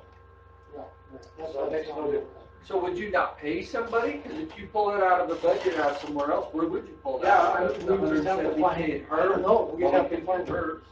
I wouldn't know, at the time, we'd have to. Can't do figure her out for where we can general find fund. some Would you savings. lay anybody off? Well, we might have to, you know. sometimes it works out yourself. Between now and June, so a guy may leave and fix this whole thing. Do we currently have any openings other than the No. police department?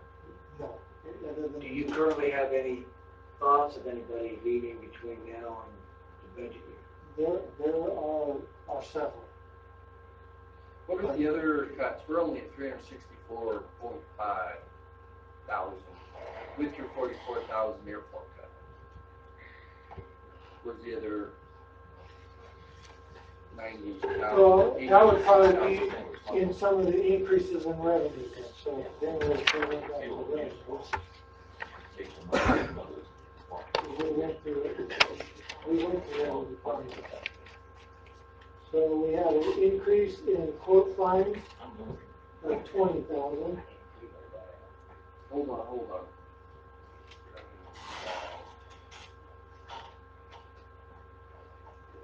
We had an increase in employee-related reimbursements.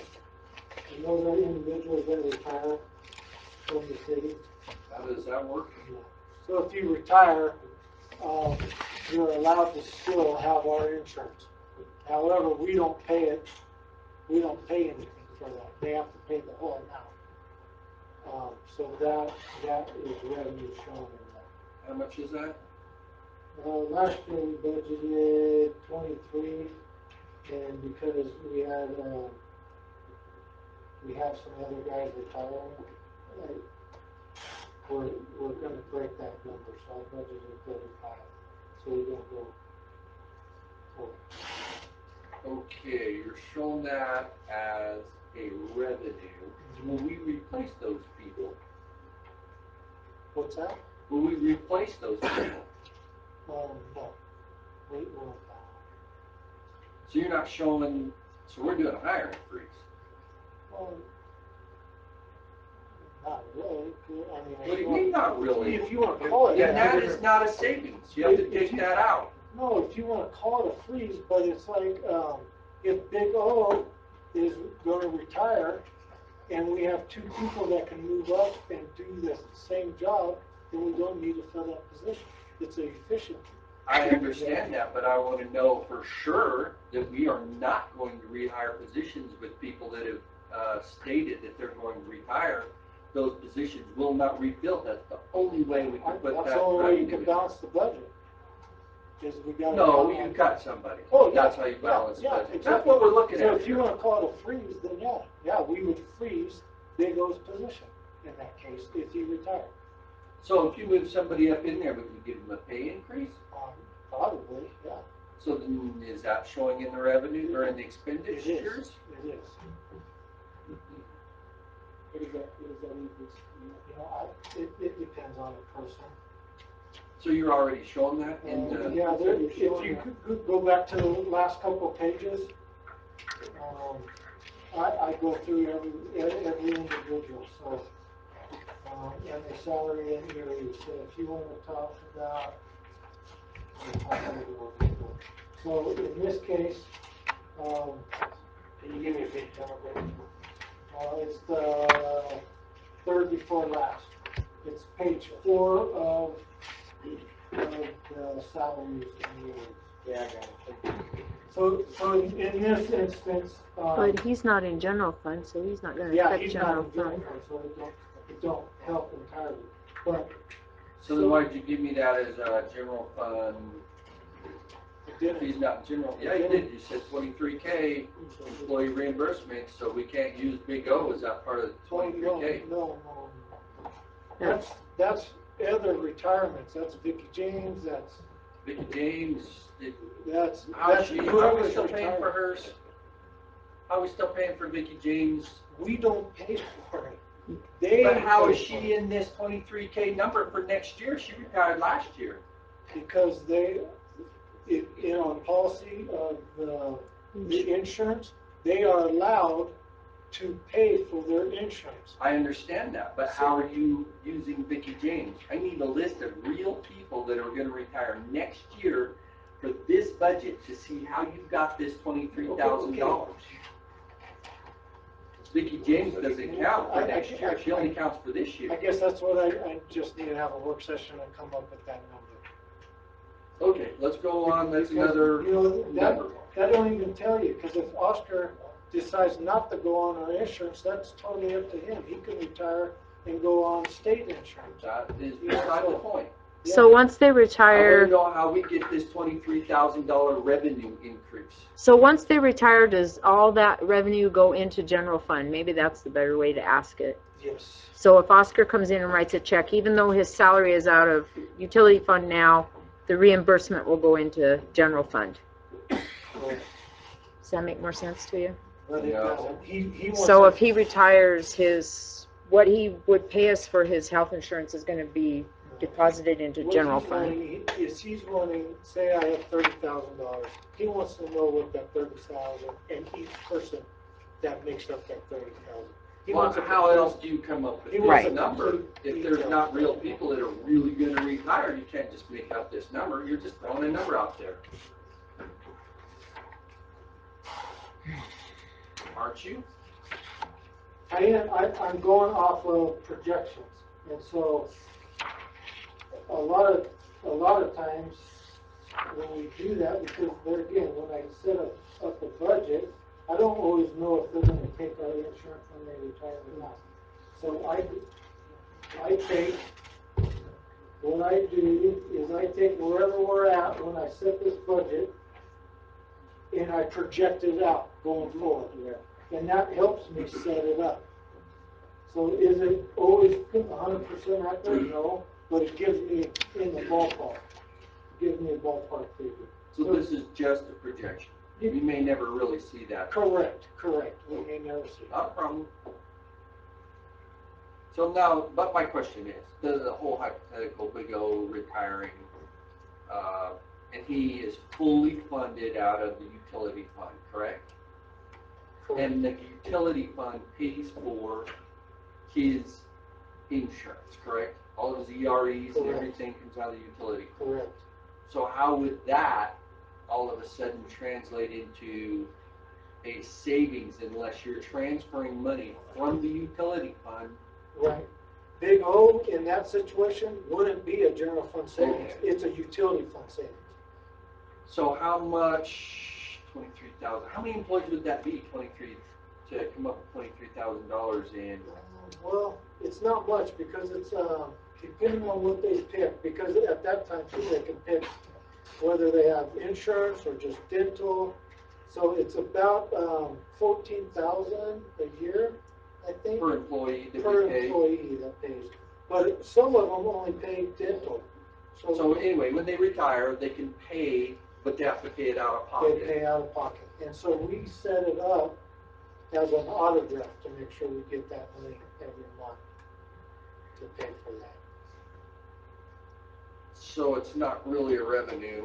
It's really, yeah, it's not a revenue, it's just to cover our increased expenses, to help set that The only expenditure. way it would be is a potential offset if we didn't rehire that position. Okay. What else do you have? We still have to come up with $90,000 in revenue increases. I don't know where Because on general fund, when I added up, we have 6,000 for the city council you came up with, 1.5 thousand also part of city council that's travel. We have $100,000 reduction in not hiring a police officer. We have $103,000 reduction to the general fund because we're taking that now out of her. We have $21,000 because we're not going to hire a part-time person at the library. We have $40,000 out of Parks and Rec, which is going to be, I don't know exactly what. $25,000 reduction in vehicle expenses with the golf course. $1.5 thousand reduction with animal, that's just from last year from the animal shelter. So I don't know what we're not expending there. That's regular budgeted items. $20,000 reduction in fire from what we did last year for equipment, et cetera, et cetera. $2.5 thousand from fleet maintenance for oil, tires, whatever. And $44,000 with the airport for fuel. And so that all added up comes to $364,050. And $500. there's a $52,000 cut in lodger's tax. We missed that one. That's a loss in revenues, correct? Yeah, we didn't Yeah. include that. Did you get anything in admin? What's in admin? Well, I've got a total of 211,000 in admin, Which is what? which is a decrease. So you just And- included me and Mike's salary of 100, but I did increase other things. So the Um, total in admin is 200,000. What does that include? So it includes So it'd be another $1,000 in 97 fuel, for what? just fuel costs, How much is the reduction in fuel? 1,000, 24,000 in insurance because I distributed it to the other departments. And then, How do you mean? well, like vehicle insurance, Chief has bought in the last several years 3 vehicles last year, and instead of admin taking the whole cost, I distributed it to his department. Okay, he's still general fund though. He's still general fund. Okay, so that, I don't see that as a wash, Right, that's, so it that's washes, nothing. I'm erasing that one. Because we have a $450,000 loss to the general fund, Right. correct, projected. Right. So I'm wondering, how did we cut that $450,000? That's the only reason I'm asking you these things. And all we've come up with so far is $364,000, no, $365,000, including the reduction in fuel. Do you have a golf course position? No, I just have the vehicle stuff that comes up to a total of $25,000. Is there also an employee cut out of the golf course? Just some changes. But you need to go on expenses.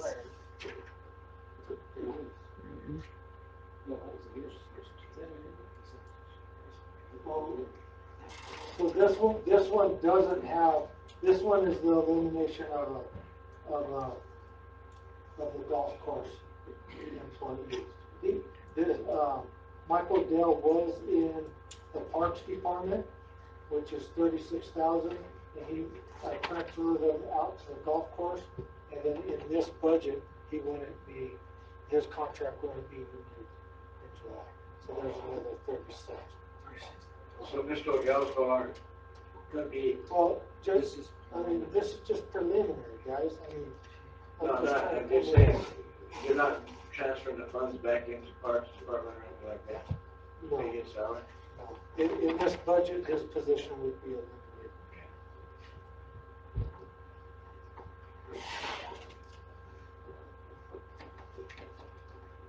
Well, the reality is, if he decides not to let him go at the end of this budget year, he has to come up with 36,000 Right, somewhere. somewhere. And maybe something happens, maybe through attrition, we just freeze that position and. You said someone would think about leaving. Well, if they go, They can't. it's not the general fund. Yeah, Is utility balance? utility balance and health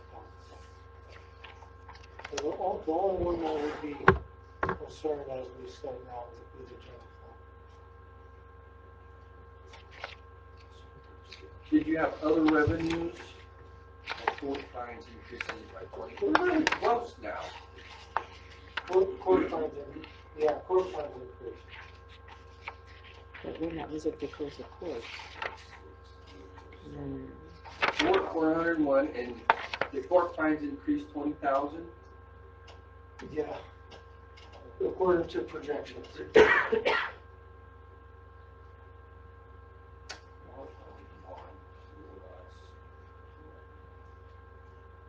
421, and then you had that 23,000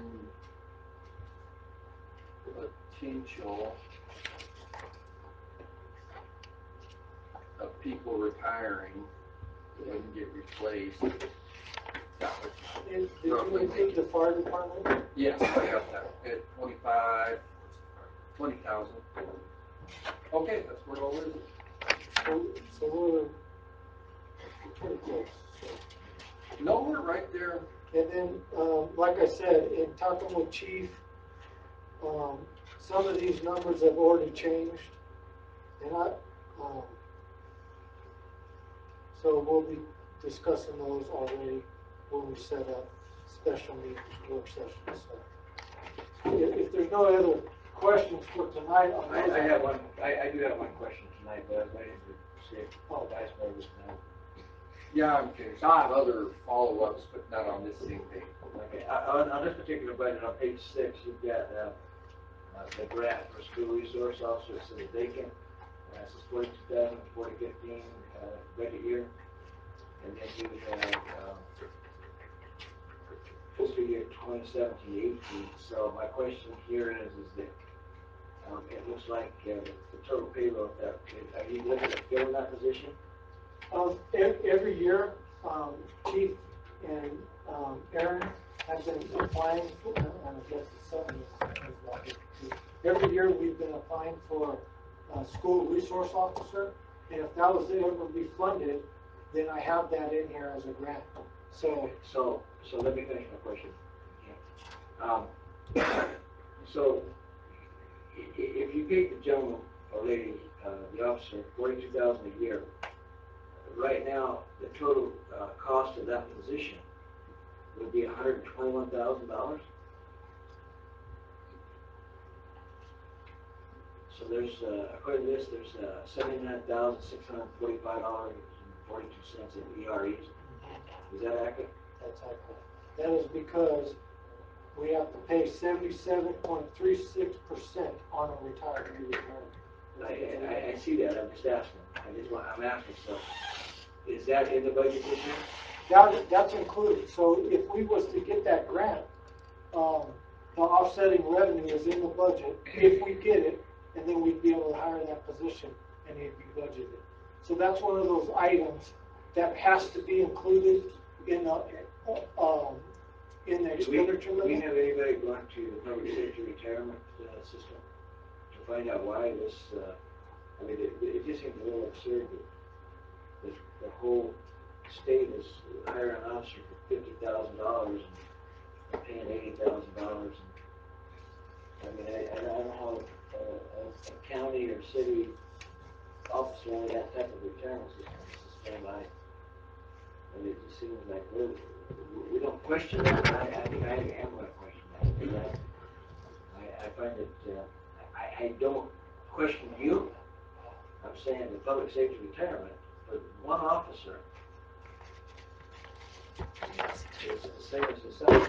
We're extremely frustrated. I'll tell you the reason is because the public safety retirement, if you're involved in that, is underfunded. You're correct, and it also And so this is part of the solution. And even while it's still underfunded, the performance of those funds initially were, the idea was that they would gain at 8% per year, and they are not performing at that level. So there is no other solution. In order for us, because that's the reality, you didn't pay for your retirement because of inflation and everything like that. So if you're on public safety retirement, my father-in-law is. And that's one thing he brought up to me, he goes, I paid into it. And it's like, well, you're right, Pops.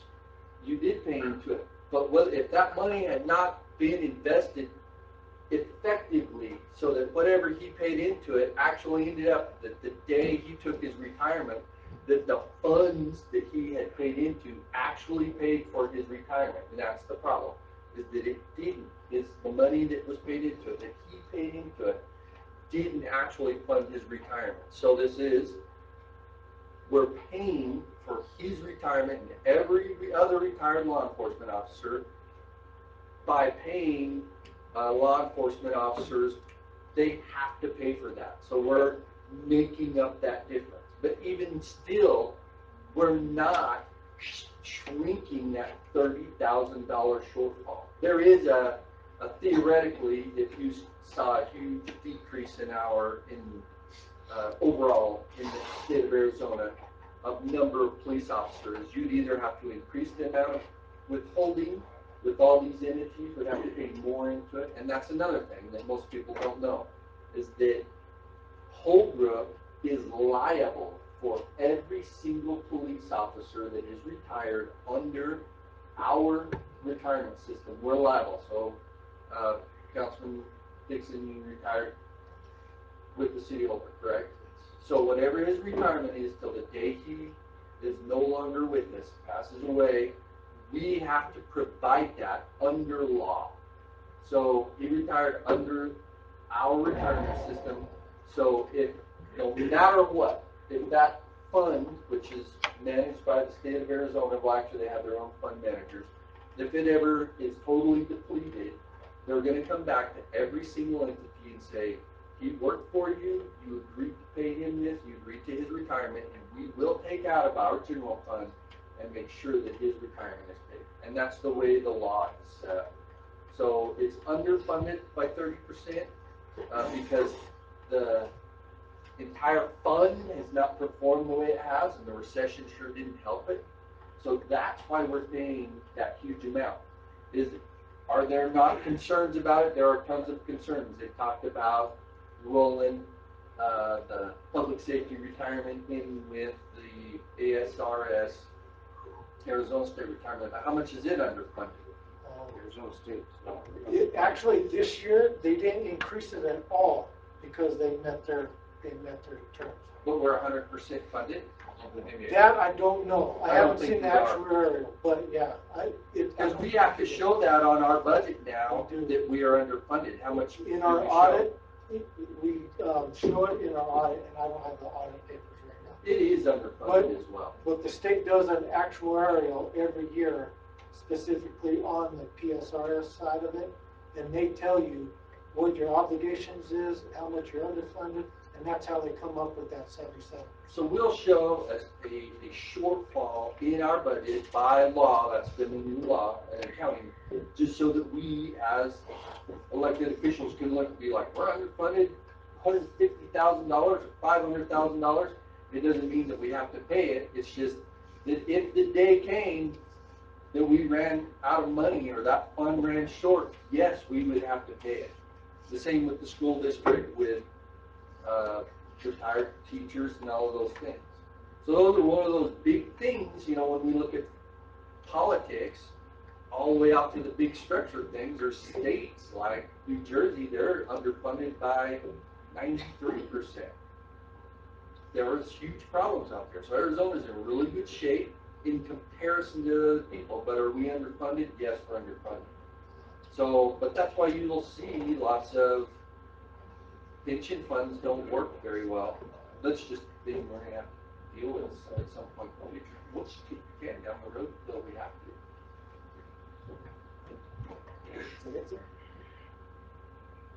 We go ahead and schedule our work sessions.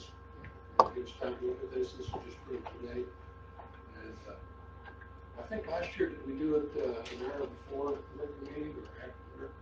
Yeah, however you guys feel fit for it. They are long meetings, so, you know, if it's afterwards, then we can have an agenda and then go after. But it's completely up to you. We'll start meeting in 2 weeks. After the regular meeting. I do have one thing for you guys, you know, when you look at this budget. The reality is we either increase revenues, which means we're going to tax people with sales tax or property tax. Those are our two options. Or some fee or something like that. The only other option, and when we hired Ray back 7 years ago, we were in exactly the same position, just like this. And he cut employees. So that's how we went from 70 or whatever.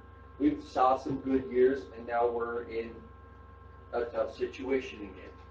And we have the county laying off people. They're laying off people in response to a huge reduction in sales tax because the power plant is producing less power. So there's that dollar volume just disappearing. and that is going to increase. That's why I have a temporary job out there right now, but they only promised me like, well, promise to keep you on until June. And so that's the way it is. And they told us we are not going to hire any more permanent employees. They're all going to be supplementals just like me. And they're going to run us until they run out. When they don't need us, there's no guarantee. They could call me on the phone tomorrow and say, don't show up, we don't need you. So there's going to be more significant shortfalls. Unit 4, they told us that they're going to shut that down in 2020. P-courses are not going to operate it anymore after 2020. This is all good information, but we can move on to something else. Well, when I'm saying all of this is that we, as a council, need to look at our budget and come up with ways to cut this. And we had discussed about eliminating the police department. And I know everybody's been against that, but I don't know how. At what point do we reach where we're like, we can't do that, we can't do that, we can't do that? It's no different in your home or anywhere else. So as we look at our budget, this is where we're at. We have a real live shortfall. And I know you've talked to businesses that say that they're doing as good as everybody as ever. And I know one business that's not. And there are others that aren't. So, and there have been people gone out of business that used to be really good employees or customers with me that don't exist anymore. And they don't reside in Holbrook, they're just contractors that work out in the county. And they don't exist anymore because they went out of business. So we've had losses, we're going to probably see more losses. So we have to look hard at these things. Another one is Chief Jackson. I don't want to see him go or anything like that. But that's one thing we have the right to do, and the state of Arizona has to provide it, is we go to the DPS and say, give us a sergeant to run our police department. And but I'm telling you, these are all real options. If it comes down to it, we don't have the money. And here's another thing. The radio station, they had to cut people's pay there and not pay them as much so that they could keep it going. We may have to come back and say, hey, we got to cut people's pay. And that happened with the state of Arizona back in 2008. Exactly. It's not like it hasn't happened with government entities or private entities. If there's not the money, we have to come back and say, hey, this is what we have to do. And it's not easy. I don't like it at all, but it's our job. There's something I see every day at McDonald's. Now I make $10 an hour, so now they don't have as much help. So they get, oh, well, we got $10 an hour, but now you're not getting as many hours. Mayor, yes, you can take any other comments? Did I hear you say that we're going to meet April 11th? On the next council meeting after the meeting. You have that down? Yep. Thank you.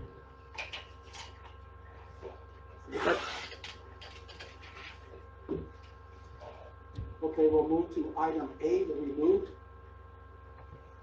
Number solar. Again, now that we've gone through the budget,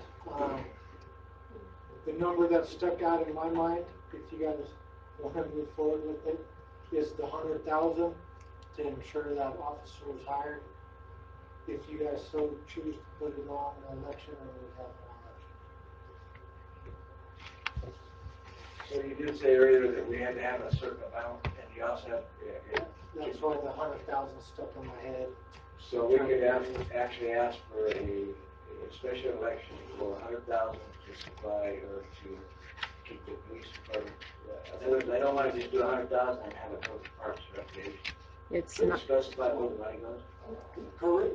It says in the thing that it'd be to,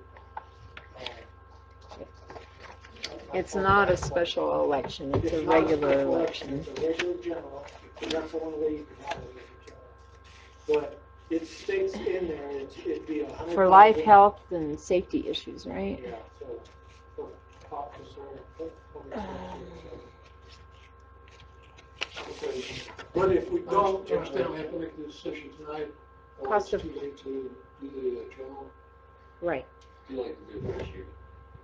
to do this year, The thing we gotta understand is we don't then decide tonight, we have 2 years before you get to. Yeah, if we don't do it, we'd have to wait 2 years before we could do it. So, I don't know,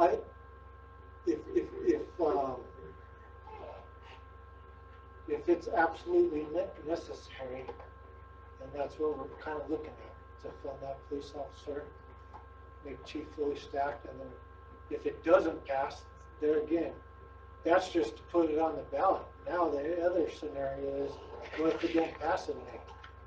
So then we are looking at real cuts, right? So if we, what's our valuation? Do we know what the percent would be at 100 grand? I don't know at this time.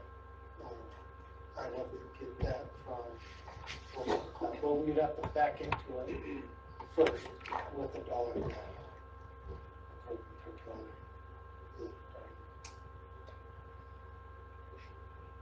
Well, $100,000 to build, pay for a house or business is relatively small compared to the other property taxes that are placed there.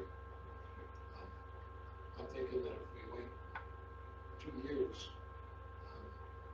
we may have dug ourselves in a hole. Now, a few years back, we decided that we had enough revenue that we didn't have to collect property tax, and so I guess you could say that there was a tax vacation from the property tax. But we misunderstood what we were supposed to do, and since we didn't collect any, we lost the right to collect any. And so now we're asking the residents of Fort if they're willing to reinstate property tax, and we're saying if they'll pay us $100,000 on that property taxes every year.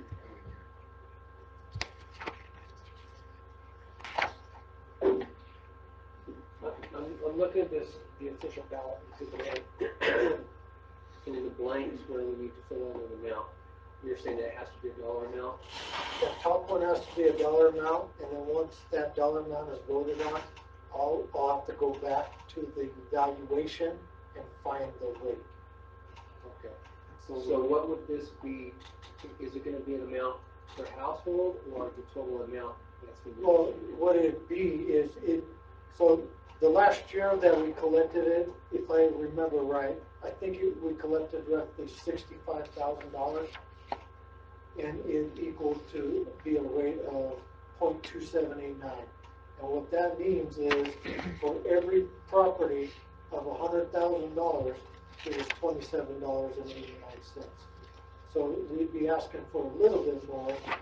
So I'm guessing that the rate on 100,000 would probably be, I don't know, maybe $35 per household for the year. Because the citizens are gonna want to know an exact dollar amount or an exact percentage rate. Right. So, and once it gets voted on the rate, then when we adopt it and have a truth and taxation hearing in June, we have to have a hearing and tell you what exactly that rate is going to be and how much it would cost. But it's always based off of 100,000 because that's an easy number. So I'm assuming it'd be about $35 per $100,000 a year. So that's the dollar amount you're gonna list on here? That's up to you guys. I'm just saying, I'm asking. 100,000 would give us that police officer. Okay, what I'm asking is, in this blank on the official ballot, is that gonna be a per property? No, it'd be 100,000 total. So it's 100,000 gonna be total. listed as $100,000. No, the ballot language says it can't exceed blank per $100 of assessed valuation. No, but that's the bottom. The top is what I'm talking about. Oh, but you have to, you're gonna have to come up with how much this number is. Yeah, that's what I'd have to back into. Yeah. Because I can't get that until I get the top. And would a business be assessed differently than? Yeah, it's all property that's assessed at the assessor's office. They do the assessment and they get the total in the city, within the city limits evaluation. If it's 3.5%, you have $100,000, almost 35. Correct, correct. And if you have a $200,000 home, then it's gonna be $70. $70. And, but that's $70 for a If you have whole a $300,000 home, it's gonna be $105. and, but that'd be a whole year, so it's not a whole lot of money. But, and if that doesn't pass too, we would maybe just look at reinstituting. Third Tuesday in May. Both the league budget But then manual it and my costs us. elections manual. Well, it's gonna cost us this year or next year, either way. But then you'd have to put it in the budget. So the only reason why, you know, if you piggyback off of a regular election, then It wouldn't have cost you're us if even we'd have cost had either one. way. Well, let's see where we're at. I make a motion that we, have an election for, property tax of about $100,000 this May. Second motion and a second. Who seconded it? Councilman Dixon. I got it, thanks. Like discussion, Discussion? My second.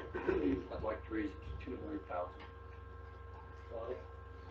Because we're already taking $103,000 out of street maintenance, which is reduced to $170,000. I don't know how many projects we can do that, but pretty much that's just maintenance. That's not, we're not gonna do very much with streets. And That would have to get us about $3 probably.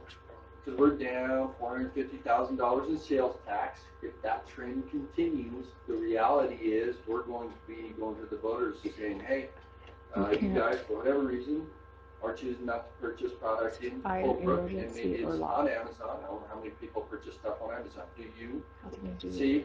So that number is going to continue to decrease. I'm pretty sure all of us purchase stuff online, right? And go out of town? Okay. So if that number continues to decrease, we still have a city government we want to run. We still want to have a fire department, police department. We still want to do work on our streets and have parks and all those things. We still have to pay for it one way or another. So if we see a decrease in sales tax, then we just say, look, people live here, we have to pay for it. We're going to pay for it out of our property tax. Those are our only two options, unless we do a fee when it comes to Holbrook. So I'm looking at it, we see a shortfall of $450,000. If this is a permanent trend, then we need to start increasing property taxes. So I guess I agree with you, and I agree with that now. Is there any way to stipulate that a portion of this bonus? So if, let's say, and I'm just asking this question. It's happened in the past. I just say that so we get it, it passes, and Randy decides at one point in time, I don't want to put it in the police department, I want to put it in Parks and Recreation. It can't be done that way, the way it sits right now. It's not in the general budget, right? Can you? Well, According to the ballot language, it's for the cost of fire, emergency medical services, and law enforcement services. So it'll have to be those two things. Okay. Why did we set it up that way? I didn't do it, the attorney did. Marlene wrote, Marlene So did who this. asked Marlene to do it? Marlene doesn't just make this up. No, but I think I did. that's it. Oh. I asked her when you wanted to put the property tax on, I asked for a property tax, the resolution, because I don't have one, because we've never enacted it. Since the property tax went away, I didn't have anything where we enacted property tax, because it happened in what did I tell you? 79 or something? No, it was before that, it was I in don't care the, about that. I want to know why it's like that. Well, I thought it was. Okay, well, I more don't- From the league. I don't know, I can call Marlene and ask her. Call her right now. What's the difference? We need it for the police department. No, we don't need it for the police department. I'll tell you why. We need to be watching the budget and watching Randy so he doesn't do that. And if he does do it and we don't like it, we can fire him. That's our job. We have the authority over this whole situation. That's why I don't want to hamstring us. It's not just, we're sitting here going, well, we want controls on Randy. We have controls on Randy. He brings this budget where you're like, we don't like that you have $100,000 in Parks and Recreation. No, we're not adopting this budget. Well, I'm not giving you anything. Then take a high. Hi, Marlene, it's Sheriff. You understand what I mean? And we need to be like that with our managers. They have a We just never question get to about it. The We just- official what we do. ballot language for the I want primary ballot language to property be, tax. I want to hamstring us. So, Okay. can I put you on Now that speaker? you say it that way, but it has been done that way in the past. If we can do If we do. So how would you suggest Okay. rewording this? Then just go into the general fund for us to chew on the general. And then when we get a budget, that's all a budget is where he brings it to us, he prepares a budget I and we're can't, like, I still can't hear you, you're we'd cutting like in to and see out. the budget of the police department increase. And he can tell us, no, I don't want to do that. And if he does, then our option is not to change the budget. We don't change the budget, he does. All we need is a city manager that will do a budget the way we want. You understand what I mean? can't even hear That's you. where our authority comes in. We don't tell him how to do a budget. It's his job to do a budget. All we're doing is approving it. If we don't like it, we can tell him, hey, we don't like it. If he says, well, I don't like your ideas, then our only option is.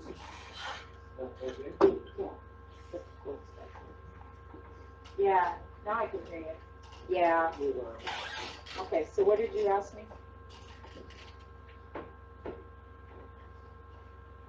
Okay, I'll read it to you. It says, shall the city of Holbrook, Arizona be authorized to levy a primary property tax not to exceed, and there's a blank, which we're assuming is a dollar amount, for the cost of fire, emergency medical services, and law enforcement services.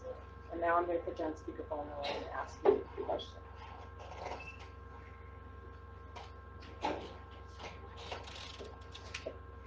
Okay, Marlene, can we ask for the purpose of the amount to just be for the purpose of funding the general fund, or do we have to state for emergency medical services and law enforcement services? You can change it to indicate whatever you want as long as it's very clear as to what those funds are going to be earmarked for.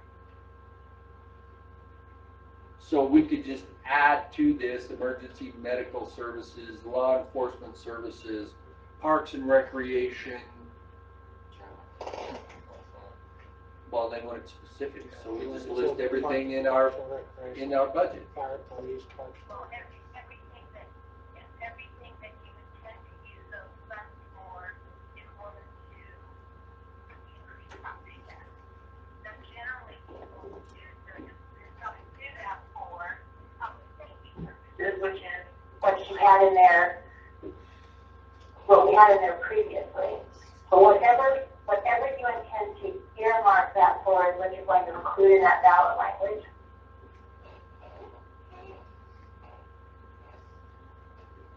Okay, because we don't actually provide EMS services.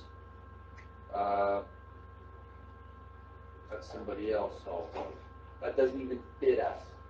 Both of those budgets exceed the 200,000, so as long as those budgets are funded, you can make the argument. I missed whatever the last thing was that was said. You guys see the movie? She can't hear you guys. We don't have emergency medical services. EMS is a nonprofit organization that provides those services for the city of Holbrook and the surrounding community. So, I mean, that doesn't even fit in this ballot. Okay, so what you want to do is to indicate exactly the funds, how those funds are going to be used. So it's going to be used for Parks and Rec, and it's going to be used for police, whatever it is that they're going to be used for, so that the language is very specific, so that when the voters vote on it, they know what that property tax is going to be utilized for, as opposed to just saying funds will be deposited in the general fund for city expenses. You want to identify what those expenses are. Okay, that's all we need to know. Okay, great. Does anybody else have any other questions? All right, thank you, ma'am. Okay, you're welcome. Bye. Bye. Well, that's why I want to keep on for 4 hours. We have a joke, it's like I was just gonna 62.50 make every a time we talk comment to him. too. You know, in my mind, if you set $200,000 for that, the police department budget is 2.2 million.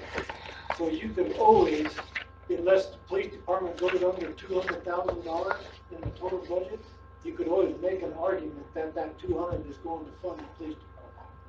But I don't want to But I see what you're saying. If we go down that direction, then I want to do, and we need this to be a further discussion at some other point, where we would set up a public service district inside the city, Holbrook city limit, and we would fund them completely out of the property tax. That's been discussed before Ray even came, but that is an option. Just like have a fire district. Correct. You're But right. the difference is we wouldn't do a fire district, we We're would. going way off subject once again. Let's discuss. No, Let's discuss. We have- Hold up. We Let know us we have a discuss. motion in a second, and we're discussing things that are far away from the motion. I understand, but let me discuss. How far away, what's the latitude here? Let's go. Latitude is, should we have an election in May to increase into a place in property tax? And it goes all the way down to the description of this, in which it says emergency medical services, That's right. and that is not a part of our services that we provide in the city of Holbrook. So now it opens up for a whole lot of discussion, does it not? Let's stay another hour or so talking about agriculture stuff. I think it's a pretty simple motion, pretty simple second.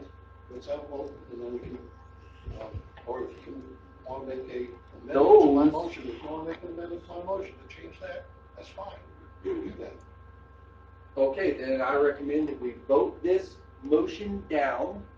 And I'm not talking about a motion, or somebody wants to rescind their motion, because we have to discuss and put on here what we're going to fund, because EMS is not part of this, and that's the motion that he made, which includes that, and we don't have that in our city limits. So go ahead and make a call to the vote, and we'll vote it down, and then we can have a new motion, so we can discuss and put on here exactly what we need.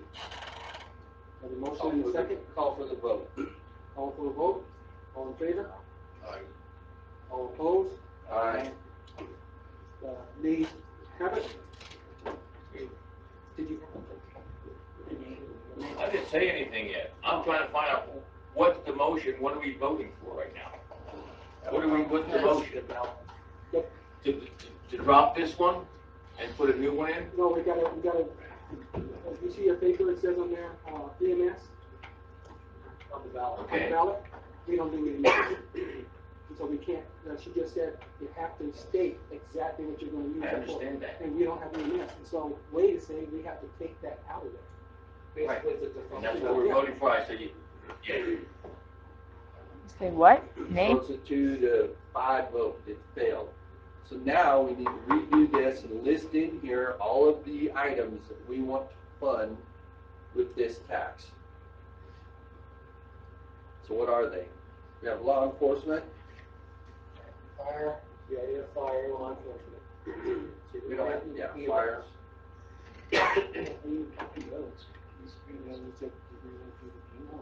Let's not do, let's just leave it in the general fund. I would say library, Parks and Rec, and senior center would be there. And those items all make sense.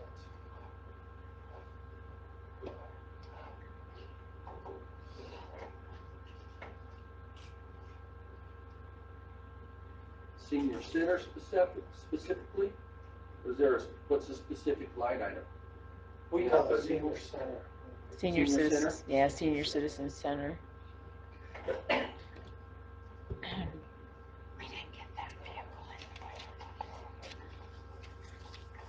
Animal control?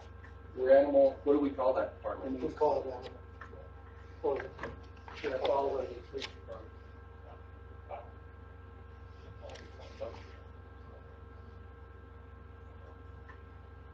We want to throw the airport under there? I don't know, we want to put golf course in there?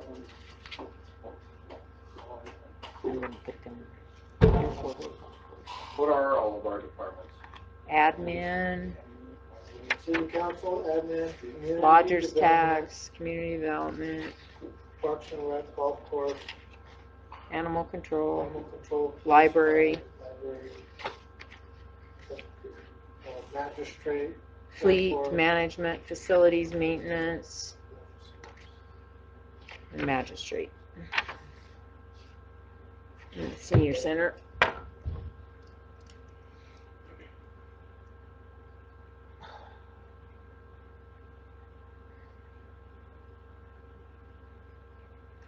Okay, so I have law enforcement, fire, library, parks and recreation, senior citizen center, animal control, golf course, community development, magistrate, airport, administration.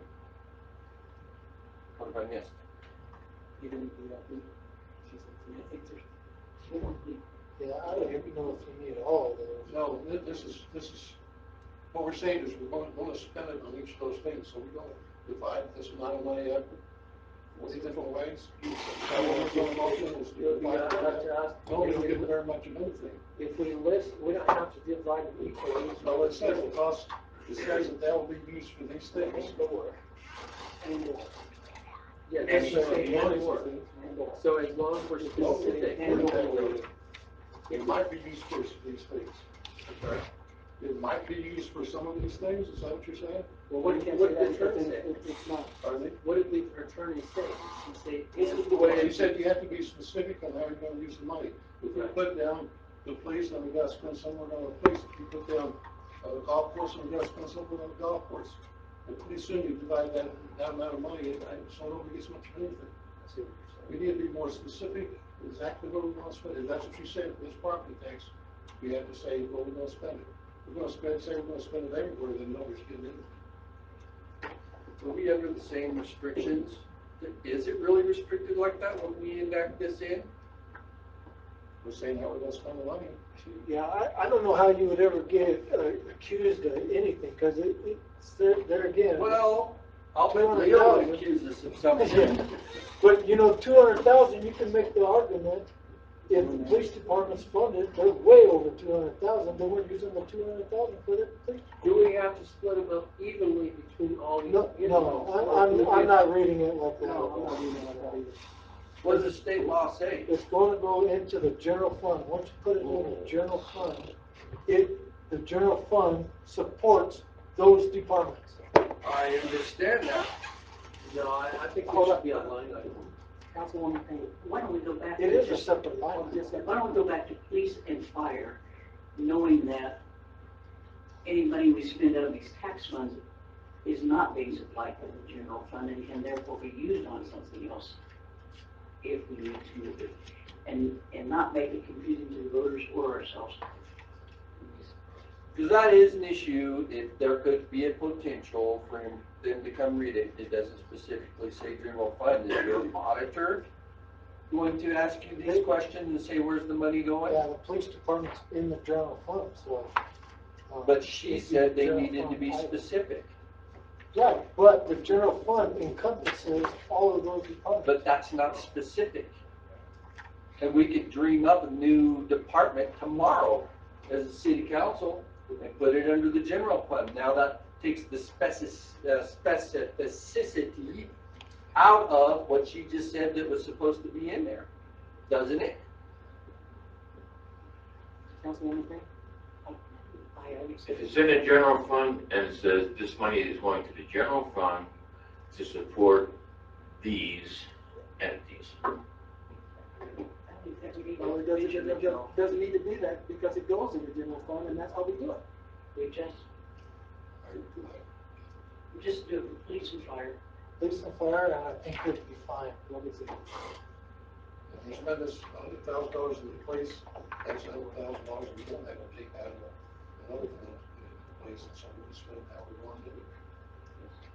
All right, so we'll just strike the medical, emergency medical part, we'll just say for the cost of fire and law enforcement services.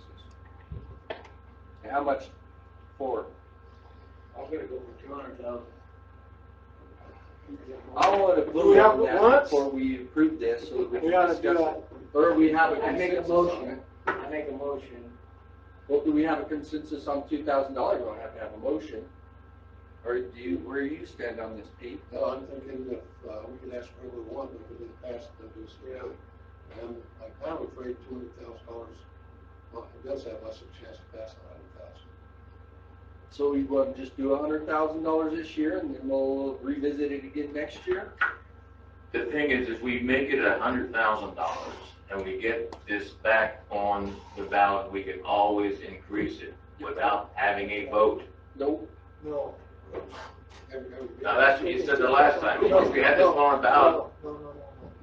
once you get it on the ballot, you are allowed to increase it by 2% every year with a truth and taxation hearing. But we could decrease it. You could decrease it without a Without but a vote. if you ever was to increase it above that allowable 2% every year with a truth and taxation hearing, then it would have to go back to the ballot to increase X amount of money. So realistically, if we go 100,000, we have the beginning of next year, the budget year this year, and then we have another election in 2 years, so that would be our telltale sign of whether that 100,000 even helped us or hurt us. And we would also get an idea of whether the tax revenues either increased or decreased. That would be a telltale sign, maybe the state of 100,000. My thought is 150. We could do it every year. I'm sure says it right. All right. I guess we're pretty much a consensus at 100,000 for this year.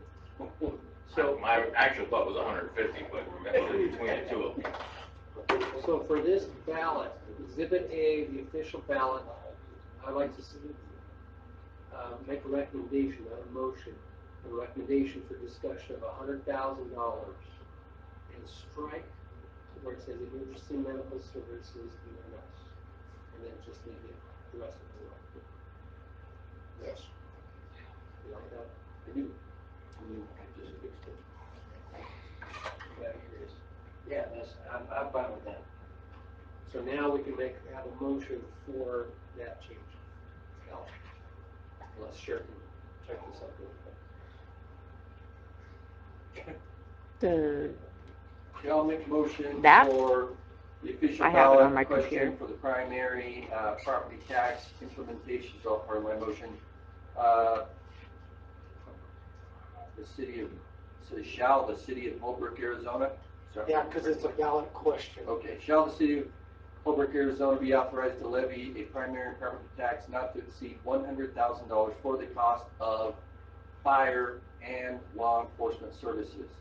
If such amount is approved by the voters, it will be the base for determining levy limitations for the city for subsequent fiscal years. Under no circumstances shall the primary property tax rate exceed, and he'll have to back that into it, $100 of assessed valuation. That's my motion. We have a motion and a I second. second. We have a motion and a second.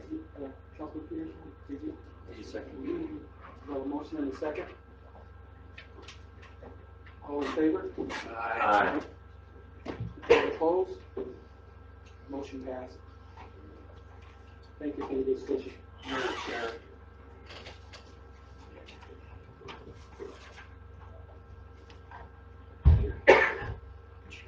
We'll move to item I, discuss possible action regarding appointing interim manager Sullivan to the position of city manager. I make a motion to table this agenda item indefinitely for the following reasons. Several months ago, we had discussed and decided that we would establish and follow a process for selecting a new city manager. I don't know how we can move forward, as we have not even received a letter of interest or resume from Mr. Sullivan. You can't just appoint someone to a position if they have not expressed an interest in and applied for that position. We must not make a knee-jerk reaction and make a decision that we may be sorry for later. We should take our time and come up with a process and make a very educated decision based on all the information that we gather through the process. We must have a pool of candidates to select from. If Mr. Sullivan wishes to put in his resume and letter of interest for the position, and by all means he should do so.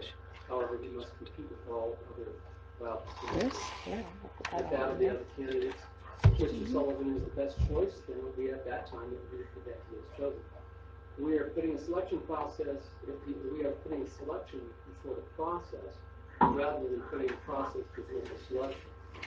Furthermore, the current council has no known evaluations pertaining to Mr. Sullivan's performance as city manager, interim city manager, or even as finance director.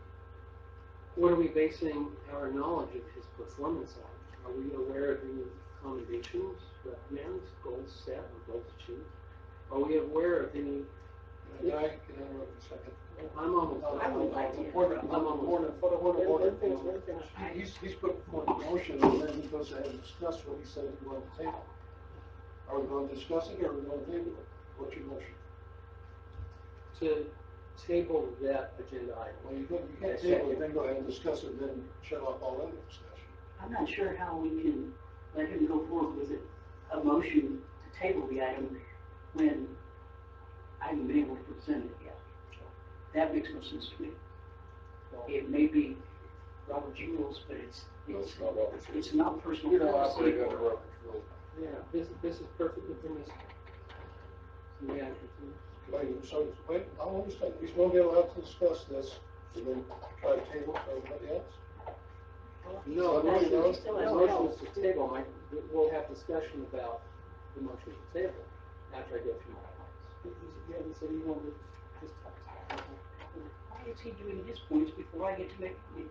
Well, he said because I have a motion to table before there's a motion. Typically, you call on the person. There should be a second and then discussion. To make their statement first. Yeah, which you should have done. Yes. Yeah, it's a mistake. Okay. Are we aware of any issues? Sheriff, want me to stop him or what? But I'm not your boss. You're the boss. You're the boss. Go ahead and let her hold up a second. Hold on. Go ahead now.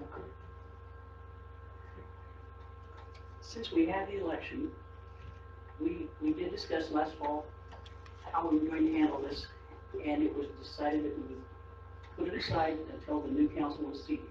That is not a necessity now, because there is no new council. The 3 members who were up have been reelected.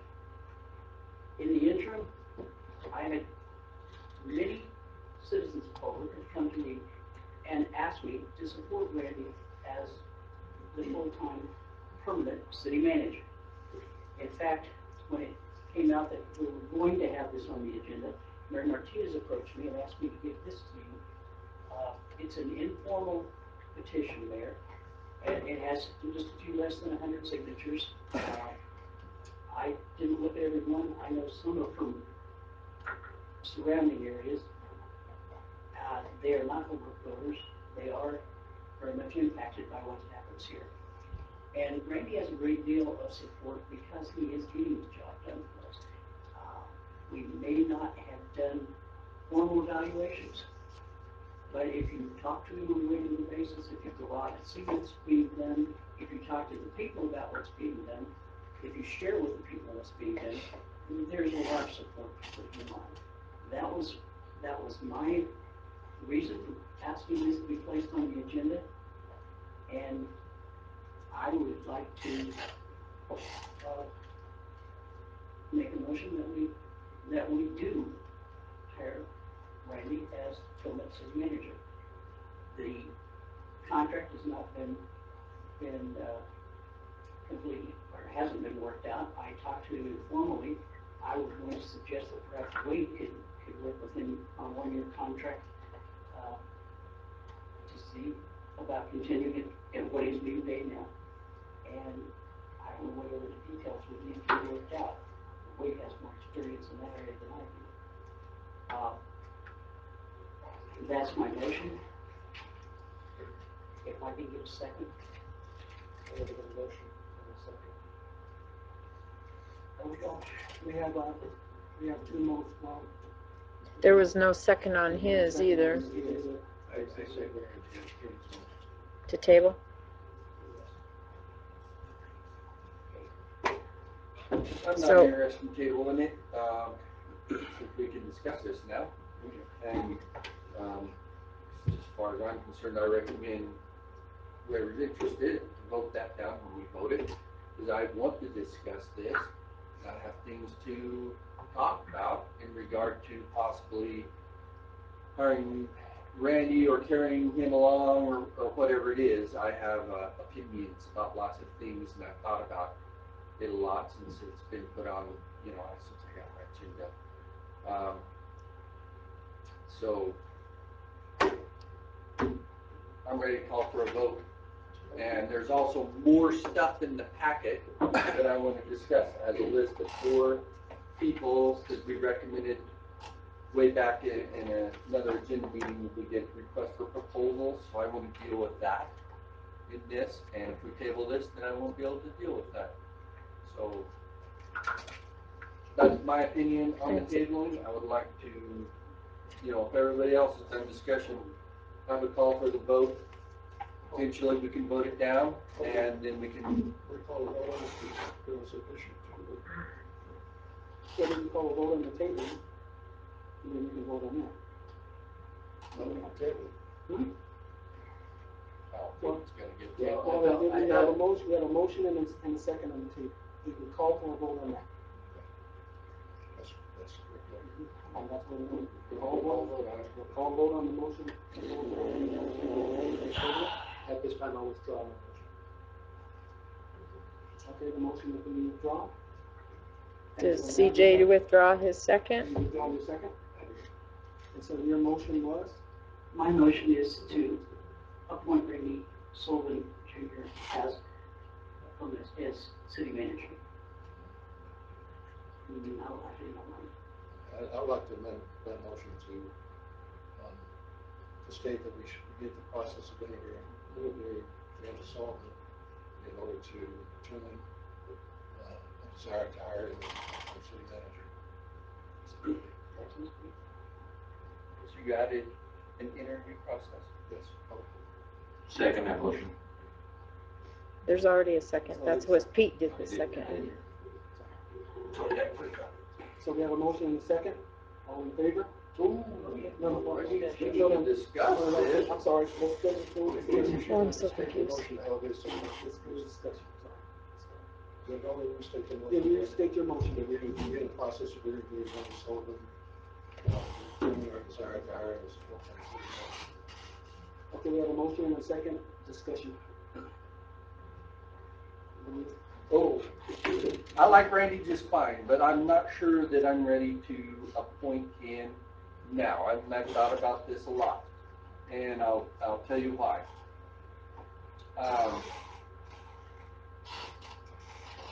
The culture that we're under is Gray Alley's culture, which is fine. That's just the way cultures go. When you hire people, you want certain things done. And I will not apologize. In fact, I like what we got done with Ray when we hired him. And that's all there is to it. And I don't care. I like what he did. We reorganized literally every department in this place, and I liked every bit of that. We balanced the budget and did lots of cuts and all those things. The reason I'm not interested with continuing with Randy in the vein that we're in, I like him as Public Works Director and he's a good accountant and all those things that he does for the city. I don't have any problems with those things and the performance that he's doing as we are right now. But when I would like to try to find somebody in an executive position, and I don't know if we can. That's why I want to go through the process and talk to these guys and say, hey, this is what we're looking for, if you guys agree with me. And what I'm looking for now, when I look at it, because I talked to a lot of different people, and they're like, well, the city fathers, which that's us, I don't know why you're down on growth. And we're not. There's not a single one of us down on growth. The problem is that when we start looking out in the world to try and find somebody that might want to come to Holbrook, the reality is we need to find somebody that's had their feet wet in those places out there that have grown and have those contacts. You understand what I mean? We're not just going out there and hiring somebody and they're like, yeah, I agree with economic development. Anybody can say that. But are they coming from the right place with the right contacts? Kind of like a commercial real estate developer that has all these contacts out there. And so when you sell your commercial piece of property and you go to that guy and he charges more than anybody else. And he goes, the reason I charge more is I'm going to sell your property in 20 days And I have a pile of buyers right now that I'm in contact to buy your type of property. And so when I'm looking at a city manager in that executive position, and this is where we're at, we're seeing us slowly lose our industrial growth here and all the things. It's diminishing. The whole culture has changed, and you have to look at the world in a whole new way. And so, is there that person out there, a coach? You know, you have winning coaches and you have losing coaches. What's the difference? I don't know. But you go through coaches. And that's another thing we have to be tough about, is that I want to look for that executive person. I want to find somebody that has a resume and the speech that goes along with it. Says, yeah, I've done that. I have those contacts. We bring them in on a 1-year contract and see if we can perform, see if we can't get some action here, see if we can't take the assets that we have as Holbrook and capitalize on them and build something. That's the only reason I'm not interested in Randy as our city manager in that executive position, is that he doesn't have that experience. His experience is, and what he does, I think, is awesome. He goes out there and works every day and makes stuff happen. And I like him in that role. And that's why we hired Ray. We had issues with water tanks, roads, sewer lines, water lines coming across the river that were temporary. He fixed all those. And he did it effectively and efficiently. And you needed him at that time, and he did an excellent job at it. Those things, the critical issues, have been repaired. We're looking now at a whole different world. I don't even know how to enter into it, but I would like to try. I'd like to go through the process and see if we can't, tell those people this is what we're looking for, and we hire one of those 4 firms and say we'd like to grow because we have to grow. Or we're looking at more cuts, more shrinkage, more loss. Do you understand what I mean? I do. I'll make this comment about that. I've been involved in this type of search in numerous occasions. The number the interview with doesn't really show much about how a person can perform, 1. And 2, you might get a really superstar, but they're going to stay in Holbrook long term. Now, Randy, I know is going to stay long term, but we're kind of getting ahead of it. Promotion is to, I guess you could say, put Randy in the front line right now. If we decide that he is not who we want to hire, we'll start the process. But if you guys would read your packet, you saw that there was going to be at least over $14,000 plus expenses to have one of the companies do that for us. We have a guy now that's supported by the community. People have come to this meeting and supported him. People have written to the newspaper and supported him. I'm just saying, let's go ahead and put it on the front line. Let's have this interview process and see if we can do our as ideas that you have in mind. And at the end of that, we can make a decision. We don't have to make it tonight. I guess to say once again, all I'm saying is let's go in the front line. I think we should have that amount of respect. And if he's the guy we hire, we save yourself a check money. I would agree with that, but we have had a little bit of experience already with, that's why I brought those, SR87, SR260, SR377 corridor profile study. I talked to Randy about that, and I don't know if he's gotten with ADOT or not, but he didn't report it in the meeting. If we have economic development stuff that's potential or even going on, I don't know anything about it. He doesn't talk to me about it. He doesn't talk about it in council meetings. And he's been our interim manager for 8 months. Maybe nothing's going on, and if that's the case, nothing's going on. But we don't get a lot of communication there, which maybe there's nothing going on, or he's not pursuing it. I don't know. But I do know that there's a good chunk of this council that's really interested in that. That side of it, it's a component that we aren't tackling. And Randy has been the interim manager and I think we've all talked to you, I know I have, about it, about, hey, if there's stuff coming up, you need to tell us. Even if it doesn't even make sense, just tell us stuff's going on and it's not working. I'm not hearing that. So on this question, I'm against it. I don't want to hire him because that is an important question.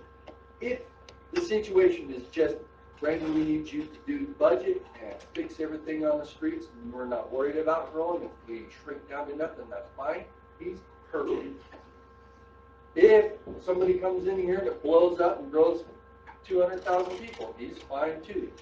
But I'm not seeing that, and so I'm just talking outside of the box, and I don't think Randy fits that because he really hasn't demonstrated that. So you're saying if I'm going through this process, I've suggested that we should just out of hand reject the possibility of Randy being the city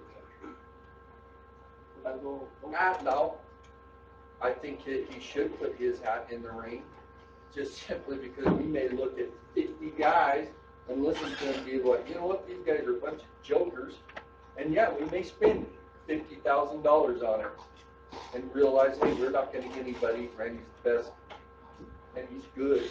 When it comes down to conservative operation of the government, I doubt there's anybody better. But I'm just trying to stretch into looking at other possibilities. And Randy admits he's not in that vein to pursue that. But I know that's also a slippery slope. We've looked at that with other city managers, and they've all failed. But I don't know that we've ever really gone there and saying, look, this is what we're really looking for, is this. And at the same time, don't mess with the operations of our government. We like the way it operates. That's just my opinion. Sure, of course. I disagree, Councilman Peterson, about putting it in front of the line. You can't have a line with one person. I agree that we need to have a pool of candidates to pick from. If Randy wants to put his resume in that pool, like Wade says, if he's picked from that pool, then so be it. But we have to try, and if we can spend some money now, however much it costs. I know the $14,000 for some of the assessment places. That would be cheap compared to what we might lose over the long haul. Holbrook, if you haven't noticed, is in decline. Our budget shows that. The power plant is going away. What are we doing about that? I brought all this up a year and a half ago when Ray was here and Randy was assistant city manager, and only a couple of the projects that I brought up have been addressed. And things that I brought up are things that will attract people to Holbrook. Beautification projects is one thing, but we need somebody that is not status quo here. We need to find out what's out there. We don't know. Like Wade said, there could be the rock star out there, and I just really don't think Randy is our rock star at this point. I agree with possibly having a one-year contract with whoever we do hire and see how they do. And if we don't like them, we fire them. I was misquoted by a citizen who wrote an article in the paper that said that I wanted somebody who just sits in the office all the time. That is not true. I want somebody who establishes relationships with the state of Arizona and ADOT and everybody around here, businesses. Japan is sending 700,000 jobs to the United States. Who do we have that's going to get those jobs? So I think we should reach out. I think we should develop our process and reach out to one of these groups and have them help us, but not have them decide who we're gonna hire. That's us that decides that. They can maybe narrow it down to 5 or 10 candidates, whatever we decide as a council, and then we do the interviews, we do research on them, and then we'll take it from there. I actually do think Randy is a rock star though, just not in this one particular area. I like the way he runs the budget and I can talk to him, he knows how stuff works and what's going on in the city in the mechanical portion of it. So I don't want to demean you in your skill set. I think you're awesome at what you do. I'm looking for a different skill set, if they're even possible to get, but we won't know unless we go and look. Yeah, don't get me wrong, I agree with him that you're good finance direction, I think you do well at public works. As far as city manager, this is our future. Yeah, we need to decide right now. One of the things that Councilman Peterson was saying about we don't know where the next person is going to come or go. I do know that there are other people in Holbrook that actually live over in the surrounding area, male and female, that would possibly, join into the pool of candidates. So I think we need to look at everything. There's a few things that I have that I don't want to share open public.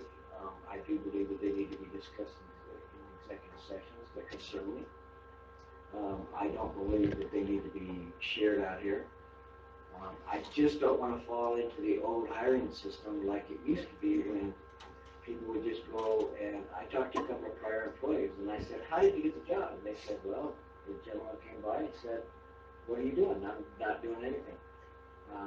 There's no job. You're getting into a sticky situation here because, and let's not go there. Okay. The reality is, if we as a council wanted to hire him tonight, he said, yes, we could do it. Because it's on the agenda. Okay. But back up. I don't want to talk about his job performance because that's not on the agenda, and we're putting ourselves in. That's what I'm saying. That's why a legal bind. Right. But what I'm saying is I would like to make a vote then at this point in time. I call for a vote. Just one other comment. As we talked about budget tonight, the effect of hiring somebody other than Randy needs to be another salary for it's $150,000 in all benefits. And we're talking about not being able to hire a policeman, and I was saying that's just one I want to make. We have to give money plus the $14,000 to $20,000 just to do the search. We already have that money. I mean, we're not paying Ray, and we're paying Randy a little bit. We do not have that money. Excuse me? We do not have that money. We don't have money for city manager? Or we have the money for city? No, we don't. We are going to have to cut somebody to come up with that money. The budget, we're short $450,000. Right. And so his budget that he proposed to us is already without Ray in there. So the reality is that what he's saying is absolutely true. If we approve that we're going to go ahead with this, and I'm recommending that we do, but if we do, we're going to have to be mean on this budget, and we just approved the potential to take to the voters only $100,000 increase through property taxes. So we're going to have to cut people's jobs, or we're not going to hire those two police officers or something.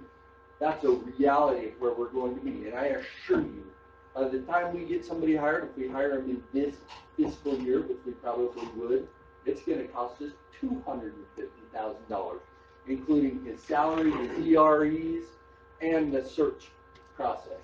That $14,000 is just initial deal. So they're going to have to spend time talking to us and all that stuff. It won't be $15,000. I'm betting it's going to be 30 to 50, maybe even 60. And after they come and we do the hiring process, what we've done before, I've been through 2 of them, is we got the guys. We ended up taking guys that were 2 or 3 down the road because we were looking for a city manager, and we weren't happy with them. And my recommendation would be on those, first guy doesn't do it after we do it, and we're like, do you like those other guys? Nah, I don't think so. I'd say we watch the whole thing and do the whole process again. That would be my recommendation, but we have to be understanding that we're not gonna hire those police officers, because we're gonna have to pay for us to do a search. So what he's saying is 100% true. We will have to make tough budget decisions. I'm recommending that we try to make tough budget decisions. We may get recalled over this, but I don't care. I would like to try something new. Just one more comment on that. This doesn't lock us into hiring Randy at all. But if he is able to present himself in the interview process in ways that might sway some people, then that would be good. It would save us all money. I'm just saying, let's go ahead and pay it. Let's lock us in. Hire him. Oh, I do have another question. Do we have people on SmartWorks? One, and that would be the Michael Dale. So we can let those guys go at any time, right? The contract ends June 30, so we would just opt not to resign. It's a year to year. Yes, sir.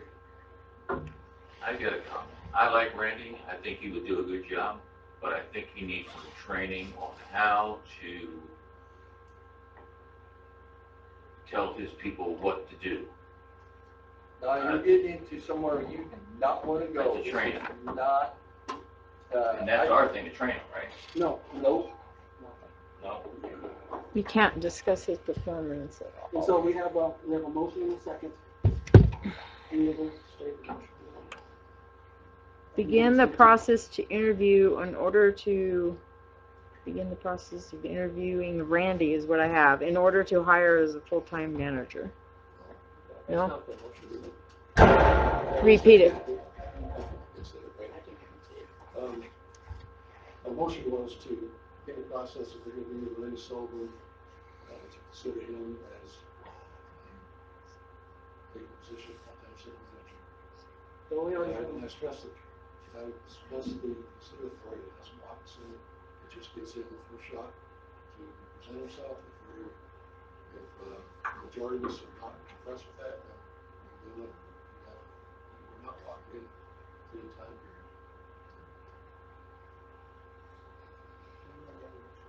period. It was amended Yeah. to that. And so we have a motion, and so all in favor? Aye. All opposed? Aye. What was yours? Aye. The motion didn't pass.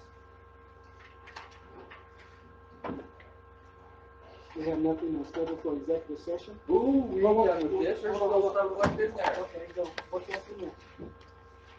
In that packet, there's those 4 people. Those 4 companies. Yeah. Did you not read your? Yes, I just pulled that paper out. Yeah, I that's just the said question before we go to the next item. We're not going to another item. We're still on this one. Oh, it's part of this item? Yeah, Solving Management Company.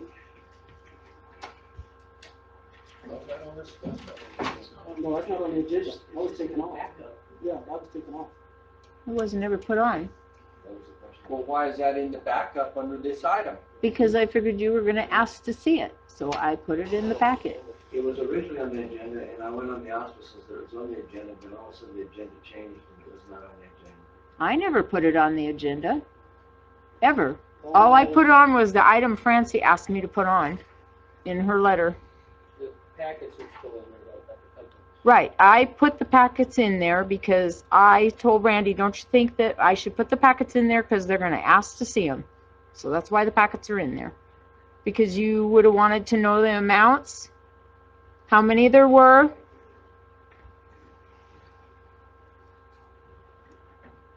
So I guessed that one wrong.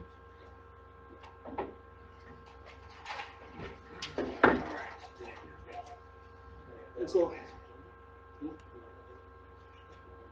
Yeah, we got it. and so there's nothing scheduled for exec, nothing for item 12, claims and payment for Walt Hardware for the amount of $319.56. Motion.